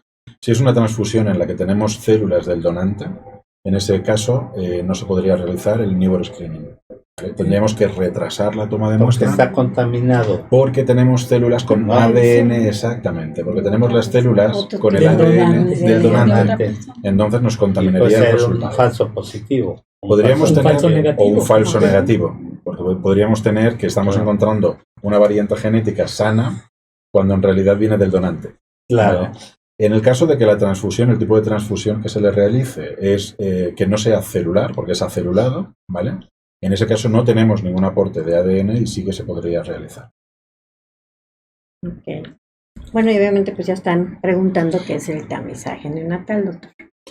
Pues el tamizaje neonatal es una metodología por la cual vamos a poder analizar enfermedades que suelen ocurrir, ¿vale? Que por desgracia ocurren con un porcentaje en la población y son enfermedades las que recoge, hay miles de enfermedades genéticas, pero las que están preparadas para este análisis son aquellas que ocurren muy temprano, en el periodo prenatal, neonatal o infantil, pero muy temprano, que son enfermedades que muchas de ellas son devastadoras, ¿vale? Y que además tienen una acción, o son prevenibles, o son mejorables, lo que es la clínica o la sintomatología, lo que expresa, ¿vale? Lo que padece el paciente, porque existe un tratamiento farmacológico, tenemos un medicamento que podemos dar y que puede prevenir todos los síntomas o que puede mejorar sustancialmente los síntomas de ese paciente o incluso al salvarle la vida, porque muchas enfermedades genéticas lo que producen es la muerte del neonato, ¿vale? O bien porque existe una accionabilidad, es decir, tenemos una acción que podemos hacer, pues podemos, si es una sordera, podemos ponerle un implante coclear, por ejemplo, que lo que puede hacer es mejorar muchísimo la calidad sensorial de ese bebé, por ejemplo, y normalizar su vida. O podemos modificar una dieta, porque tenemos a lo mejor enfermedades, que el problema que tenemos es que hay una enzima que no se está produciendo bien, podemos darle o cambiarle la dieta, o podemos darle un suplemento enzimático para esa enzima, esa sustancia que le falta, ¿vale? Que hay muchos enfermos, para que los radioescuchas lo puedan entender de manera más sencilla, que el cuerpo no produce cierta sustancia que le ayuda. O las lesiones renales tubulares, ¿no? ¿Sí? Que tienen problemas los bebés, que hay que darles cierta alimentación. No sé. Exacto, es decir, hay cierto grupo de enfermedades que puede ser tan sencillo como evitar la exposición a ciertos alimentos, ¿vale? Que pueden tener, por ejemplo, pueden producir un exceso de amonio o de ciertas sustancias que pueden ser tóxicas, hepatotóxicas, neurotóxicas, ¿vale? Quiero decir, en otras palabras, que puedan afectar al hígado o que puedan afectar al cerebro hasta el punto de, por ejemplo, producir daños cognitivos o deficiencias intelectuales cuando se podían haber prevenido. Claro. ¿Vale? Entonces, eso ¿Qué es muy enfermedades detecta, doctor, el tamizaje? Pues detecta un grupo de más de 200 enfermedades, este tamizaje. El tamizaje bioquímico, que es el que se ha realizado clásicamente en función de la localización geográfica. Puede ser en torno a 7, 20, 40 enfermedades, 60. Creo que en Estados Unidos se puede llegar hasta 60 incluso, no sé aquí en México, si también llegan tan alto como eso. Pero estamos limitados por ese metabolito, ese marcador que se está analizando actualmente, ¿vale? Por cómo son las técnicas de detección. El analizar la genética, el poder aislar el ADN y poder analizar la genética quiere decir que podemos ver más de 22.000 genes y cómo están esos 22.000 genes. Y de esos 22.000 genes lo que hemos hecho con este tamiz es restringir a aquellas patologías, a aquellas enfermedades que pasan muy pronto en el desarrollo y que tienen una acción, ¿vale? Que tienen potencialmente una acción para poder evitar esto. No están incluidas dentro de este tamiz enfermedades que sean de expresión tardía. Es decir, una enfermedad que vaya a pasar cuando yo ya tengo 50 años no está incluido en este tipo de abordajes, porque por muchas razones, entre otras porque esta persona va a ser sana hasta que tenga 50 años, ¿vale? Y no hay nada que podamos hacer. Que ahí entran las neurodegenerativas. Entran las neurodegenerativas, por ejemplo. Entonces, esto es restringir a aquellas patologías que ocurren muy pronto y que lo que es la predicción y la detección temprana es importantísimo para que podamos prevenir o mejorar lo que es la evolución clínica de la enfermedad y de enfermedades que son devastadoras. O hay padecimientos que llegan al final como el síndrome de Torch, que nacen y que la probabilidad de sobrevida es muy corta, ¿no? Que nacen con patologías muy importantes por Torch, que es toxoplasmosis, rubiola, citomegalovirus. Pero hay enfermedades que pueden ya nacer con esa patología y con esa clínica, ya tienen daño. Entonces, esas patologías en realidad, si ya tienen una sintomatología, no estarían incluidas en principio en este tamizaje porque tú ya las ves a nacimiento, las detectas y ya si tienen accionabilidad es una accionabilidad para mejorarlo, pero ya las estás detectando. Estos tamizajes están pensados para que se entienda bien para las sorpresas, es decir, para cuando nace el niño y tiene algo que ya es evidente, ya lo estamos viendo. Son para aquellos niños en los que todavía el bebé está sano, el bebé está bien, pero lo puede desarrollar porque por la evolución natural de la enfermedad lo va a desarrollar en las primeras semanas o primeros meses de vida. Pero el papá está tranquilo en su casa con el nene. ¿Vale? El conocer esta información lo que permite es, de primera mano al pediatra, los papás también, pero al pediatra, el poder conocer y decir, ojo, que tengo un bebé que ahora mismo está sano, pero tengo este tratamiento o tengo esta acción. Por ejemplo, decirle a los papás, evita darle este tipo de alimentos al bebé. ¿Vale? Y por lo tanto, solo con esa simple acción para cierto tipo de enfermedades que están incluidas ahí, lo que vamos es evitar que absolutamente o con un grado muy elevado desarrolle ningún tipo de sintomatología. Y es simplemente con un cambio de estilo de alimentación y de vida, ¿vale? Para un grupo concreto de enfermedades. Se puede detectar, por ejemplo, el hipotiroidismo, la ¿Cuáles son fenilcetonuria. las más comunes? Lo que incluye este tipo de test son las enfermedades, digamos, más prevalentes dentro de las tratables y accionables y tempranas, las más prevalentes, ¿vale? Y aumenta muchísimo la tasa de detección respecto a lo que es el cribado del talón. El grupo de enfermedades, básicamente, si hablamos de grupos de enfermedades, podríamos hablar de enfermedades que son metabólicas, donde vamos a tener pues, ciertas enzimas que pueden ser deficitarios o que pueden estar mal, y con lo que vamos a poder tener pues, o fármacos o complementos, sustituciones enzimáticas o complementos enzimáticos.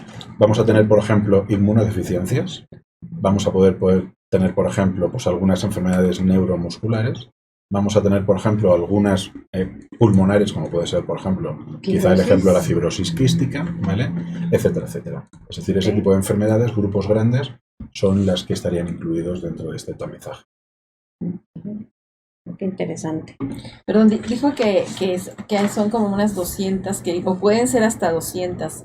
Pero ¿cuáles son por procedimiento o por protocolo las que se llegan a los genes concretos son 237, es decir, esto no lo hemos elaborado, no lo he elaborado yo como persona que se dedica a diagnóstico prenatal. Principalmente esto ha habido un comité científico, ¿vale? Que está compuesto a nivel internacional, es lo que ha hecho el Genomics. Y Genomics, como hemos comentado, es un laboratorio que lo que intenta es siempre cumplir con los máximos estándares de calidad, no solamente a nivel técnico, sino a nivel de cómo se construye y cómo se realizan todos estos paneles. Muchísimas gracias.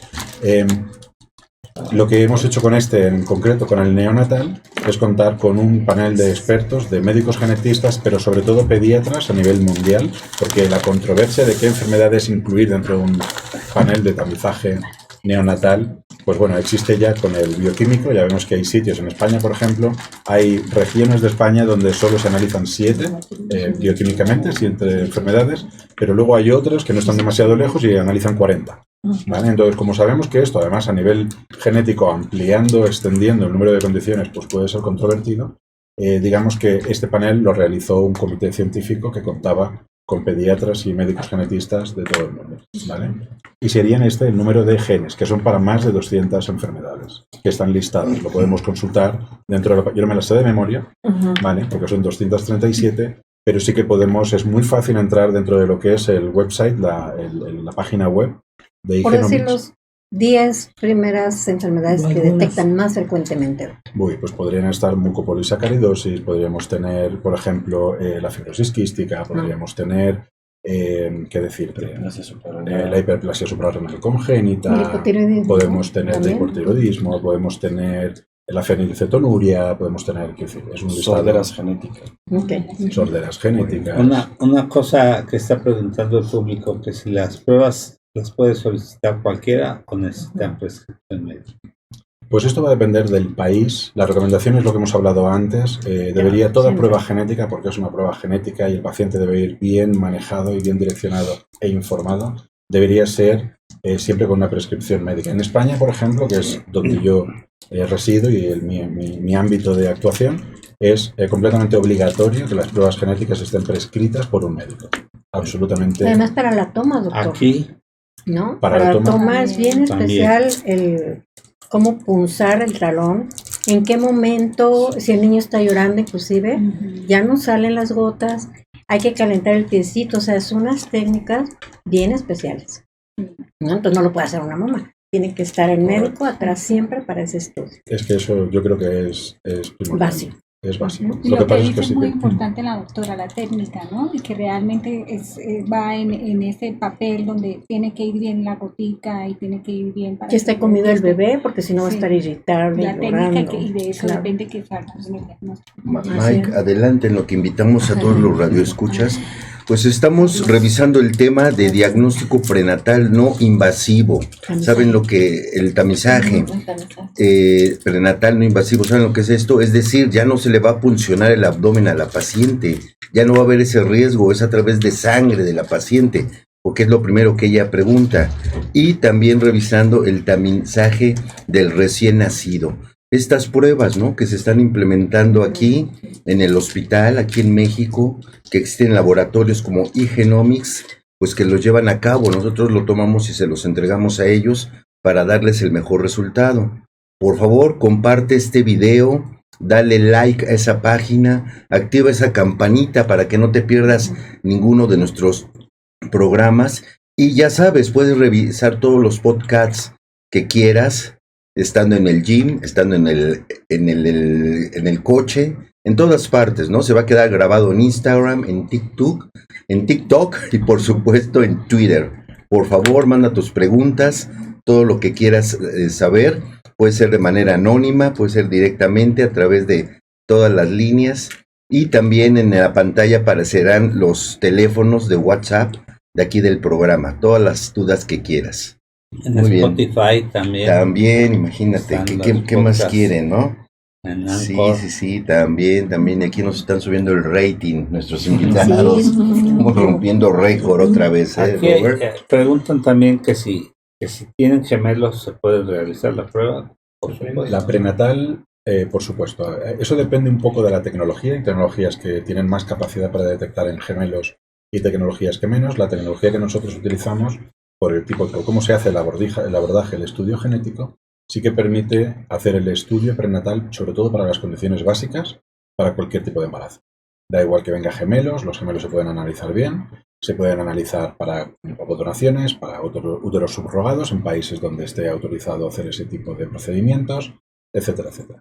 Es simplemente tener el gemelo, tener en cuenta que nosotros lo que hacemos a nivel técnico, para que los radioescuchas lo entiendan bien, es aislar el ADN que nosotros encontramos en la sangre de la mamá, y en esa sangre nosotros vamos a tener aproximadamente un 90% de ADN que es de la mamá, propio de ella, y una fracción, que habitualmente suele ser un 10% de ADN, cuyo origen es la placenta.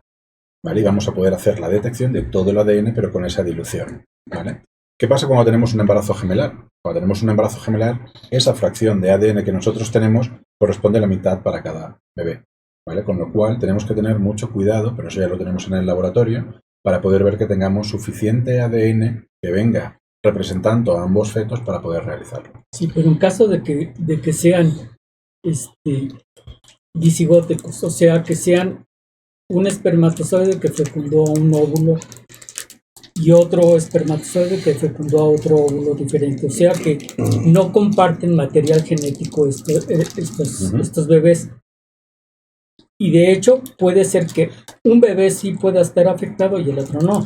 Exactamente. ¿Eso cómo lo pueden ustedes prever o ver en el tipo de análisis que se realiza siempre, para que tengamos así una idea clara, un riesgo del embarazo, no del feto individual. Okay. Es decir, nosotros lo que vamos a detectar, porque fijaros que nosotros recibimos a ciegas una analítica de sangre, y nosotros no podemos, aunque pudiéramos detectar genéticamente diferente que uno tiene la trisomía y el otro no, nosotros lo que hacemos es detectar una alteración. Tenemos más nivel de trisomía 21, que es el síndrome de Down, ¿vale?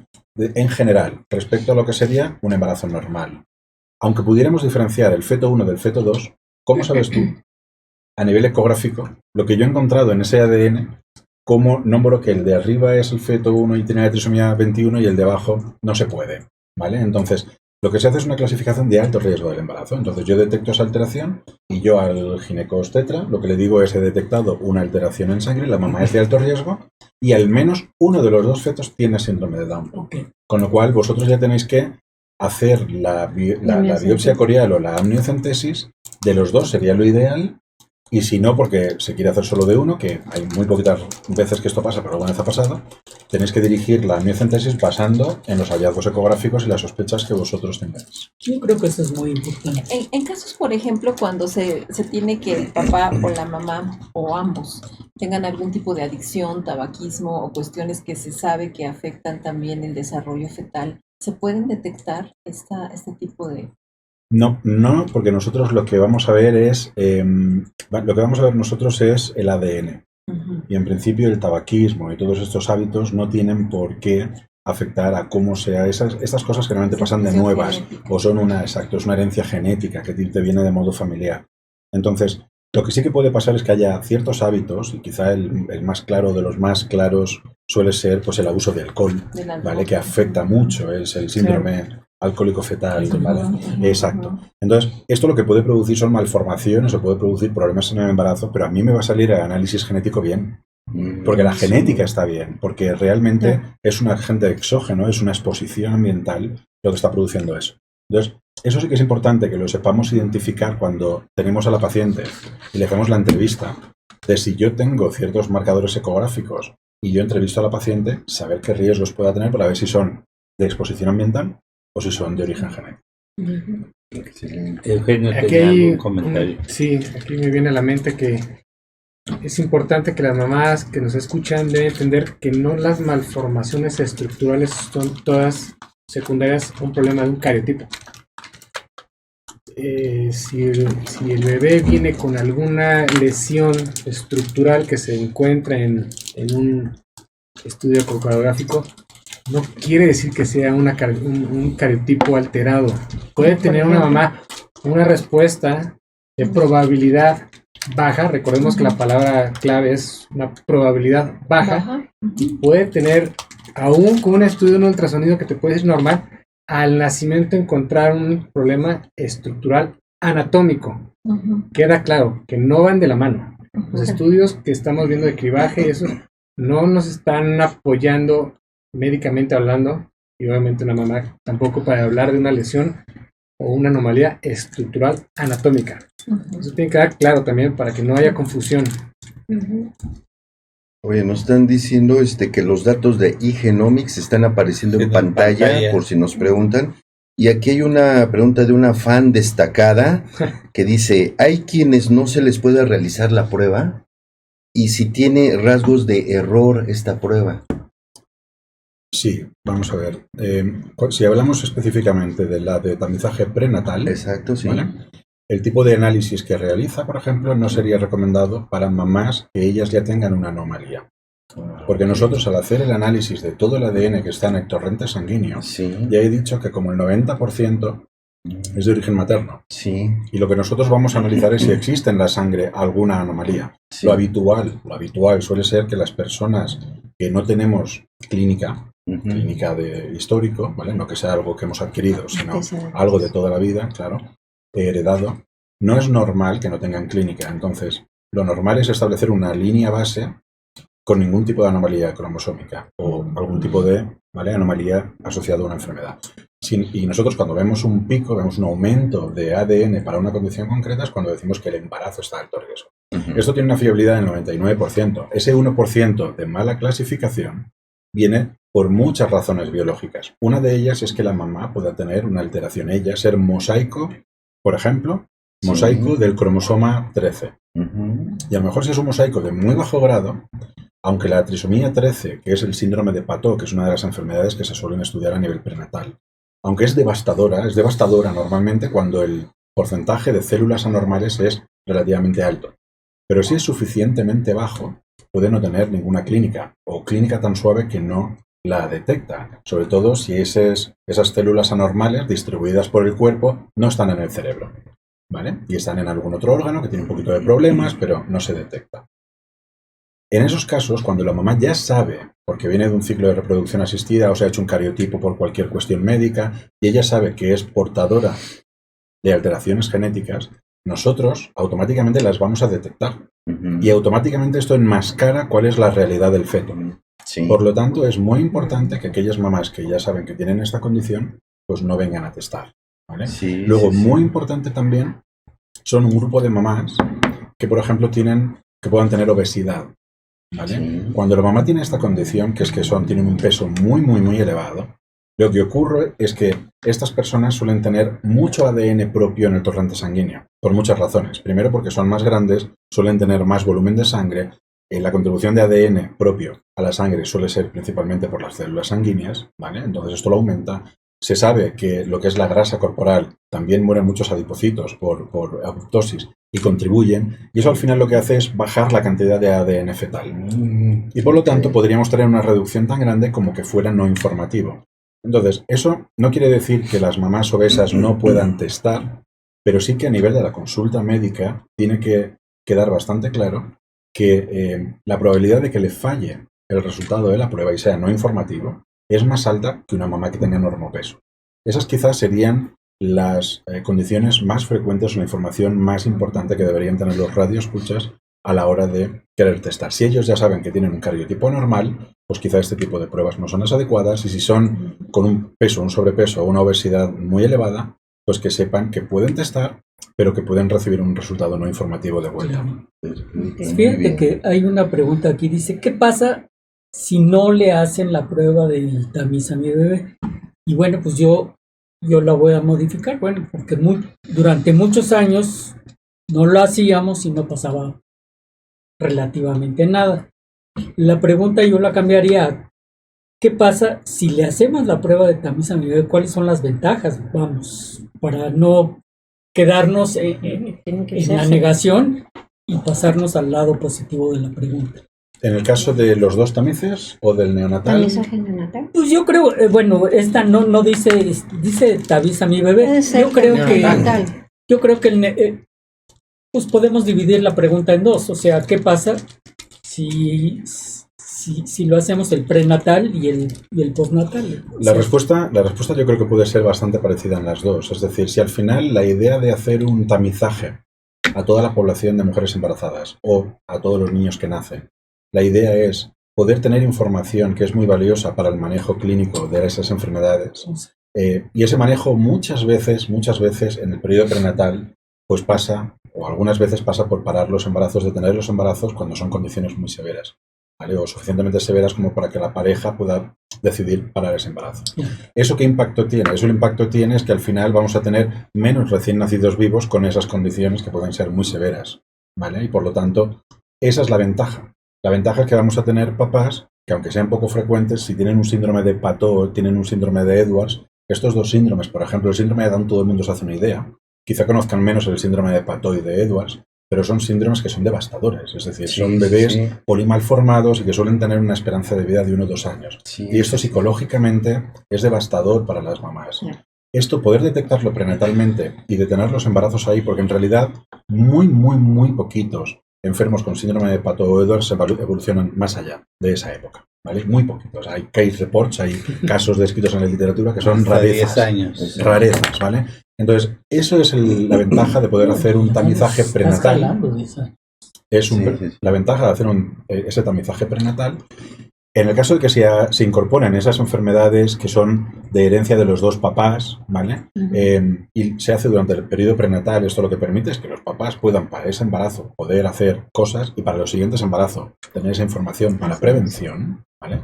Y en el caso del tamiz neonatal, si nos fijamos ahí, la ventaja de hacerlo frente a no hacerlo es que vamos a tener bebés, y un porcentaje, estábamos hablando antes de la estadística, por estadística esas enfermedades pasan, a alguien le tocan.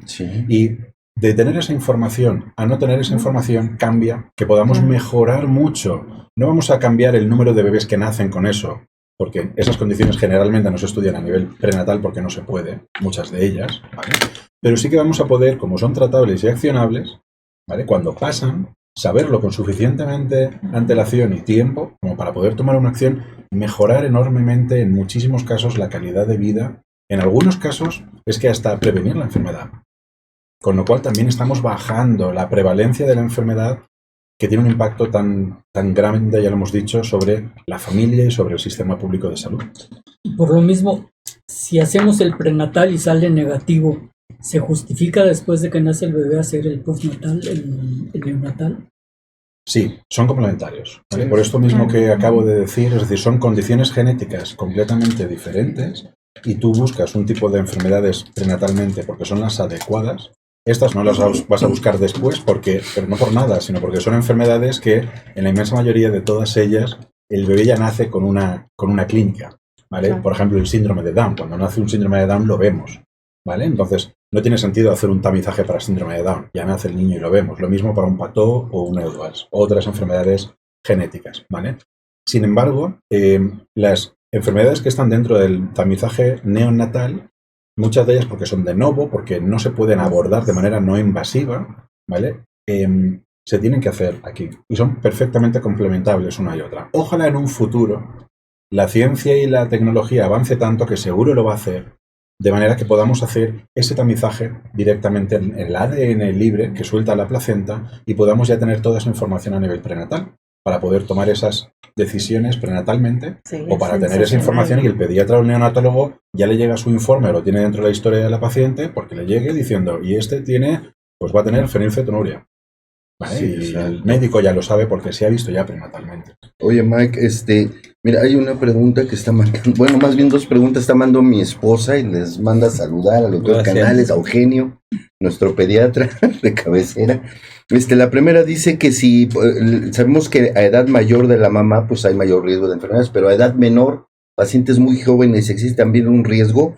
Y la segunda pregunta, si con el test se puede detectar diabetes o quién va a padecer diabetes en el futuro. No detecta ese tipo de patologías. Okay. En cuanto a la primera pregunta, bueno, existe algún artículo científico que dice que en pacientes que son realmente jóvenes, ¿vale? Estamos hablando de por debajo de los 18 años, pues hay como una balsa, ¿vale? Entonces una forma de así, ¿no? De increciendo, entonces, que tienen un poquito más de probabilidad de tener cierto tipo de anomalías, por ejemplo, pero no hay muchos estudios así, ¿eh? Hay una descripción de que puedan tener más síndrome de Down o puedan tener otro tipo de síndromes, un poquito más que el grupo de las pacientes que están pues entre los 20 y los 30 años o hasta los 35, y luego a partir de los 35 ya sube la probabilidad de ese tipo de enfermedades.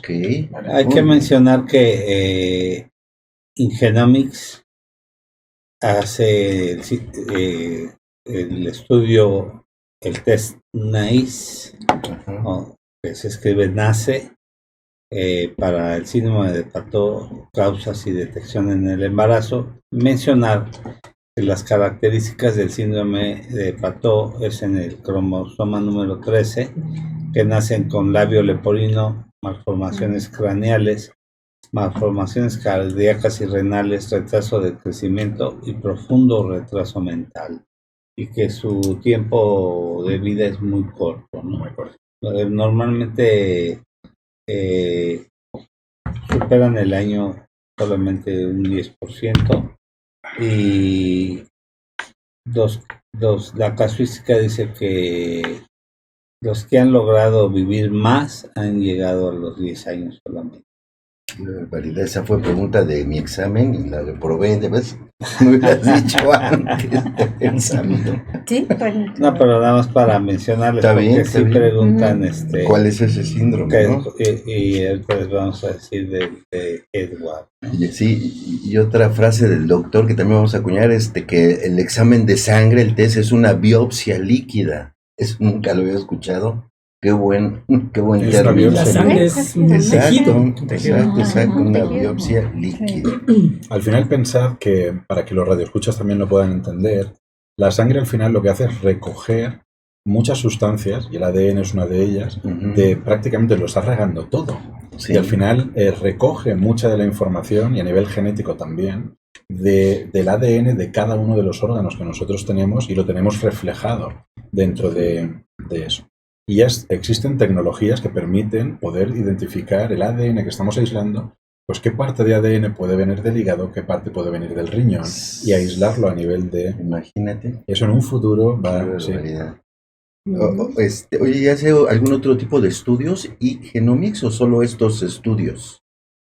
Sí, tenemos. Tenemos varios estudios. ¿Cómo Como cuáles? al principio le comentaba el doctor Miguel, Sí. Igenomics es un laboratorio Ay, se quedaron un poquito más donde fuerte. tenemos varios estudios en los cuales está el de la parte de la reproducción, Sí. que es el estudio del PGTA. Ajá. Tenemos también varios estudios que depende de lo que el médico esté solicitando.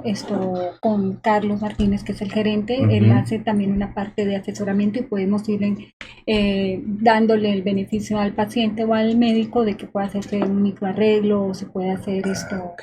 otro estudio más específico, ¿no? En genética. Perfecto. Pero especialmente Tenemos tres, unas líneas, tenemos tres momentos. Uno es preconcepcional, que Ajá. está un poco más enfocado a la parte de prevención, Sí. que justamente es de la pata que cogemos en México. Sí. Tenemos muy poca cultura de la prevención, y ahí en esa parte preconcepcional tenemos un test que se llama de portadores, Ujú. que es que analiza cierto número de genes que pueden causar enfermedades recesivas.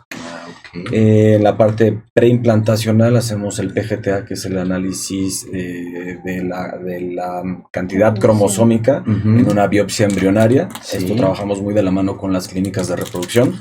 Nos Ok. mandan las biopsias embrionarias y Sí. analizamos la cantidad cromosómica, ¿no? O la calidad.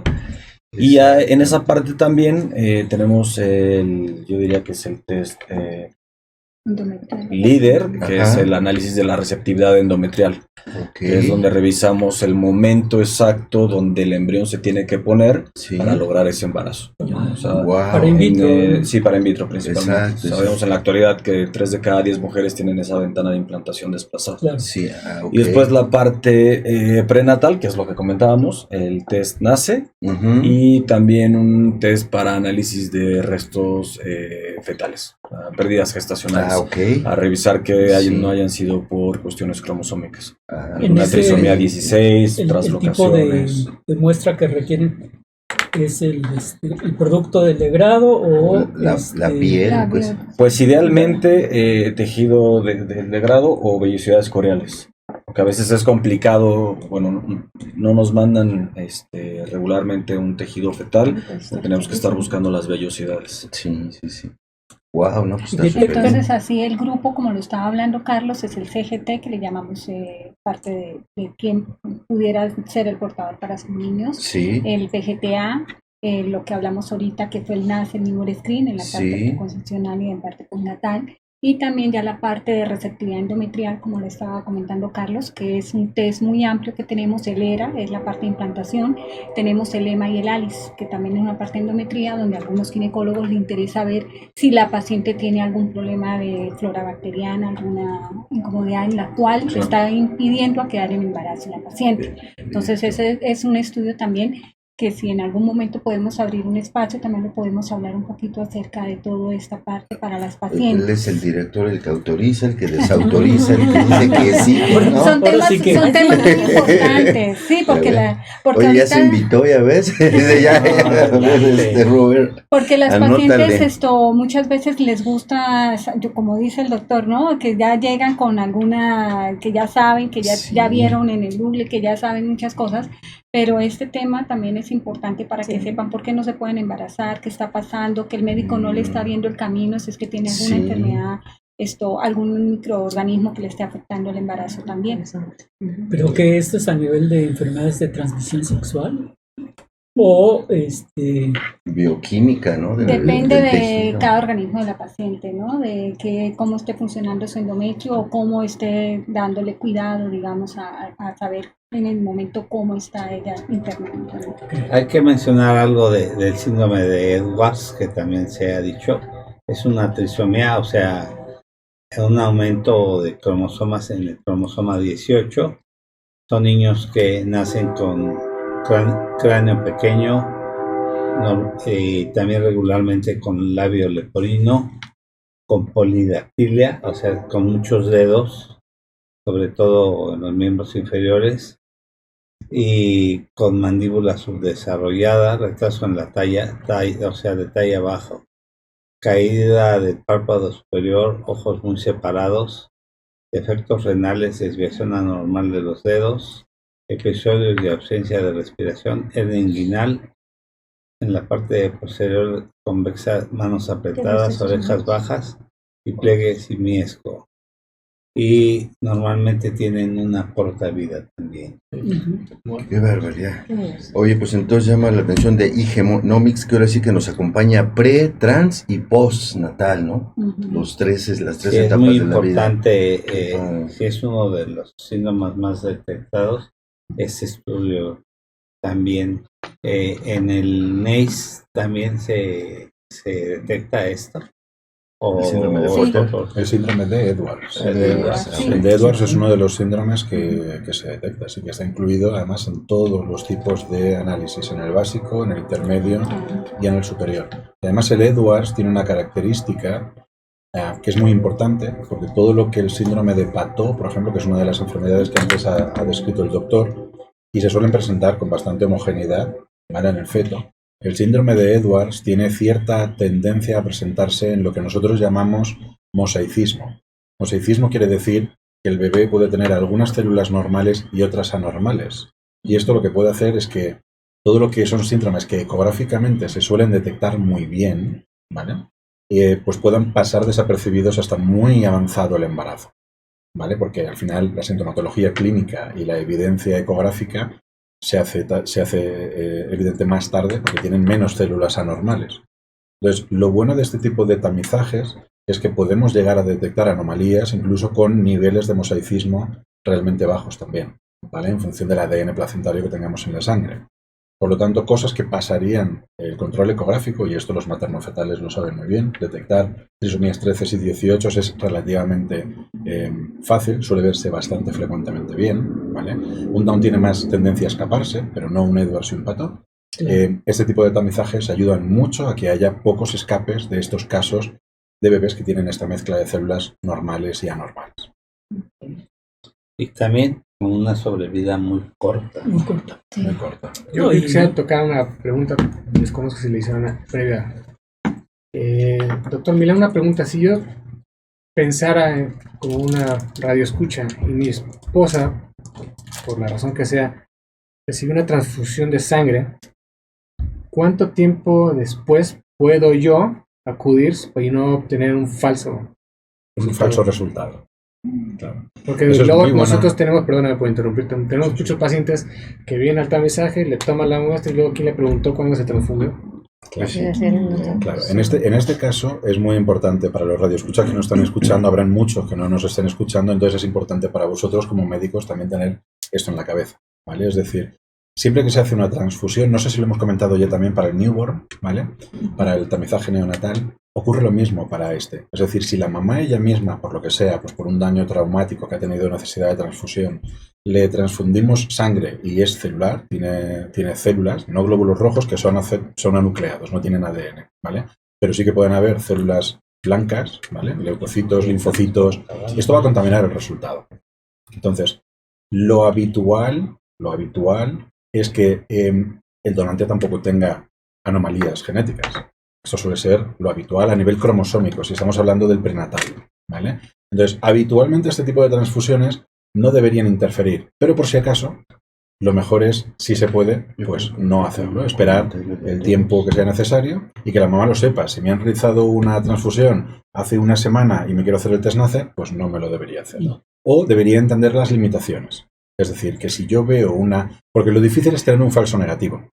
¿Me explico? Porque el donante, si es normal, digamos que su cantidad de ADN, la placenta sigue liberando su ADN y nosotros lo vamos a detectar, ¿vale? Es decir, siempre vamos a tener un 90% de sangre materna más donante y vamos a tener un 10% de lo que contribuye la placenta, porque la placenta no para de contribuir todo el rato, ¿vale? Entonces, que metamos ADN del donante y que tengamos un falso negativo va a ser muy difícil, ¿vale?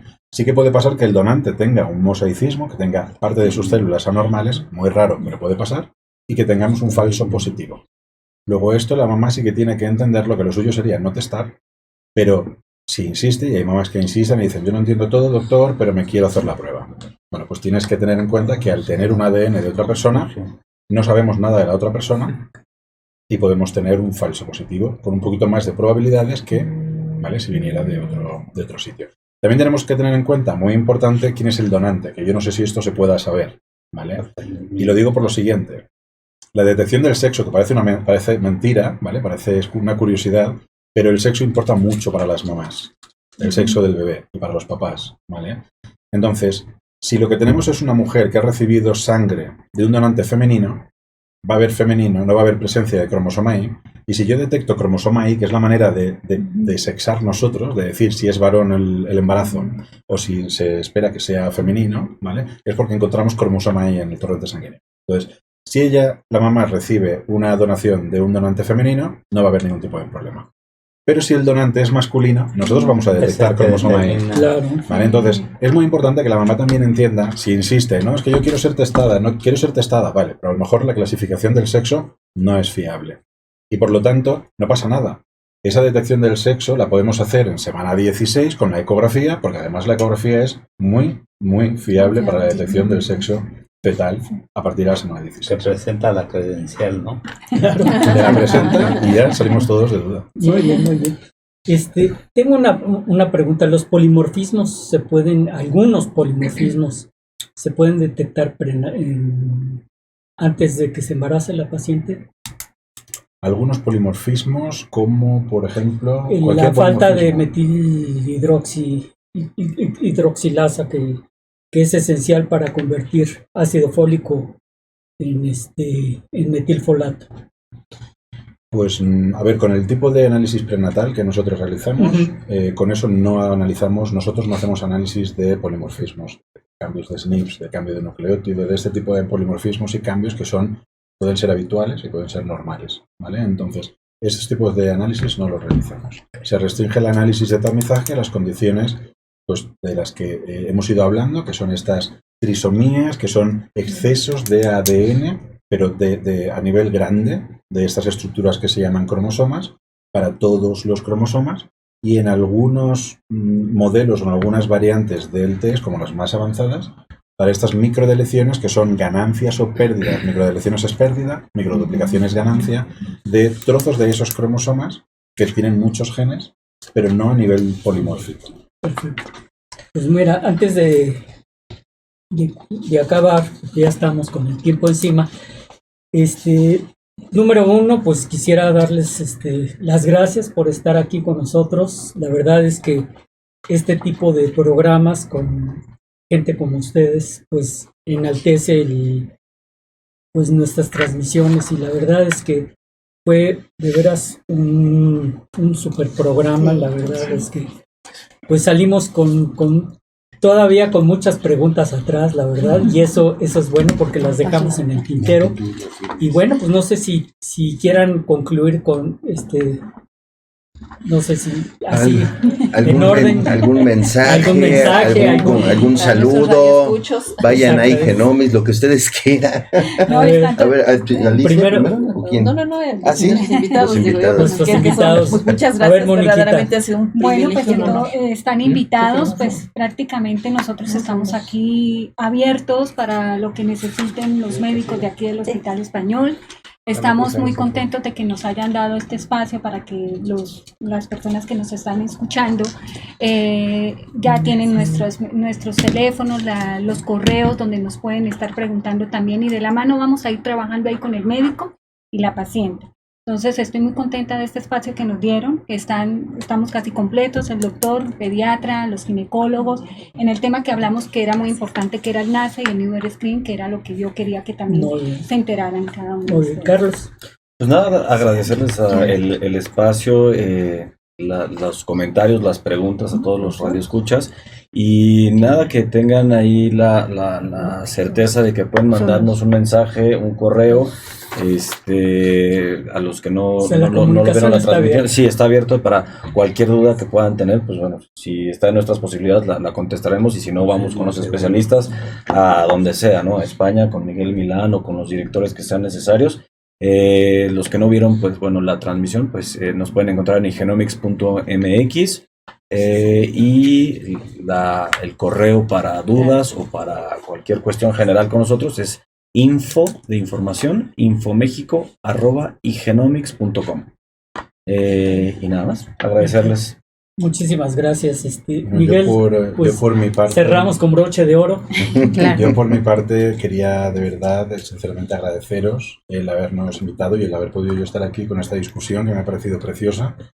Felicitaros por este afán de divulgación, para que yo creo que es muy importante, y este es el mensaje quizá, ¿vale? El tener espacios como este donde poder divulgar, poder explicar y que los radioescuchas puedan entender un poquito más la genética, porque yo creo que empieza a llegar ya a todos nuestros oídos por las noticias, en el periódico, en internet, pues tratamientos, genética, cosas que van apareciendo y cómo la genética se está metiendo en nuestra vida, muchas veces a nivel recreacional, es decir, que accedemos a la genética para ver cómo son nuestros ancestros o cosas así, pero ya a nivel de la medicina también, que nos permite personalizar muchos tratamientos, detectar muchas cosas que antes eran imposibles e impensables, y esto es de agradecer que pues los radioescuchas puedan perfectamente conocer que existen todas estas técnicas que están a disposición de los médicos y a disposición de los pacientes para poder mejorar lo que es la calidad de vida y del tratamiento clínico de ellos. Muy bien, pues quisiéramos darte nuestros reconocimientos, pero por escrito. Muy bien, muchísimas gracias. De parte de todo el equipo. Muy agradecido, es un honor, de verdad. Y la verdad, no sé qué tiempo vas a estar en México, pero nos encantaría volverte a tener aquí, porque Encantado.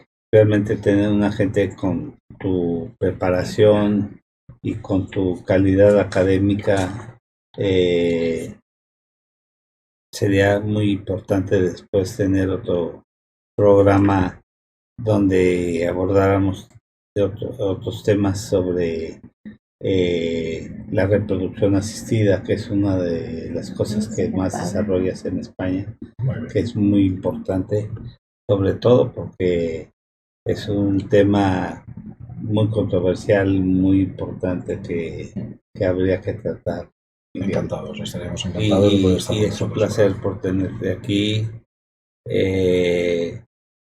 Pues aquí en el Hospital Español, que es una representación de la comunidad española en México, donde la fundación nos permitió que tomáramos este espacio, donde tenemos este estudio, y somos considerados el mejor programa médico de la web, y donde se realizan muy buenos programas, y afortunadamente pues tenemos la fortuna de tener personas como tú, personas de alto nivel, y pues gracias también al maestro Carlos Martínez del Valle y a Mónica Lucero Mora Gómez de Igenomics, y a la empresa Igenomics, que nos hace el favor de traer a gente tan importante como el doctor Miguel Milán. Muchas gracias a todos. Muchas gracias. Y pues no me queda más que agradecer a todos nuestros compañeros, al doctor Jaime Kleiman, al doctor Gabriel Rojas Posero, a la doctora María Eugenia Ramírez, al doctor Salgado, neonatólogo, a la doctora Muchas Alicia gracias por Ortiz, su presencia. y Muchas gracias por que el honor esperamos con que nosotros. tengan un excelente día y una mejor semana. Gracias, doctor. Gracias. Muchas Gracias a todos. Gracias. Bye. Bye.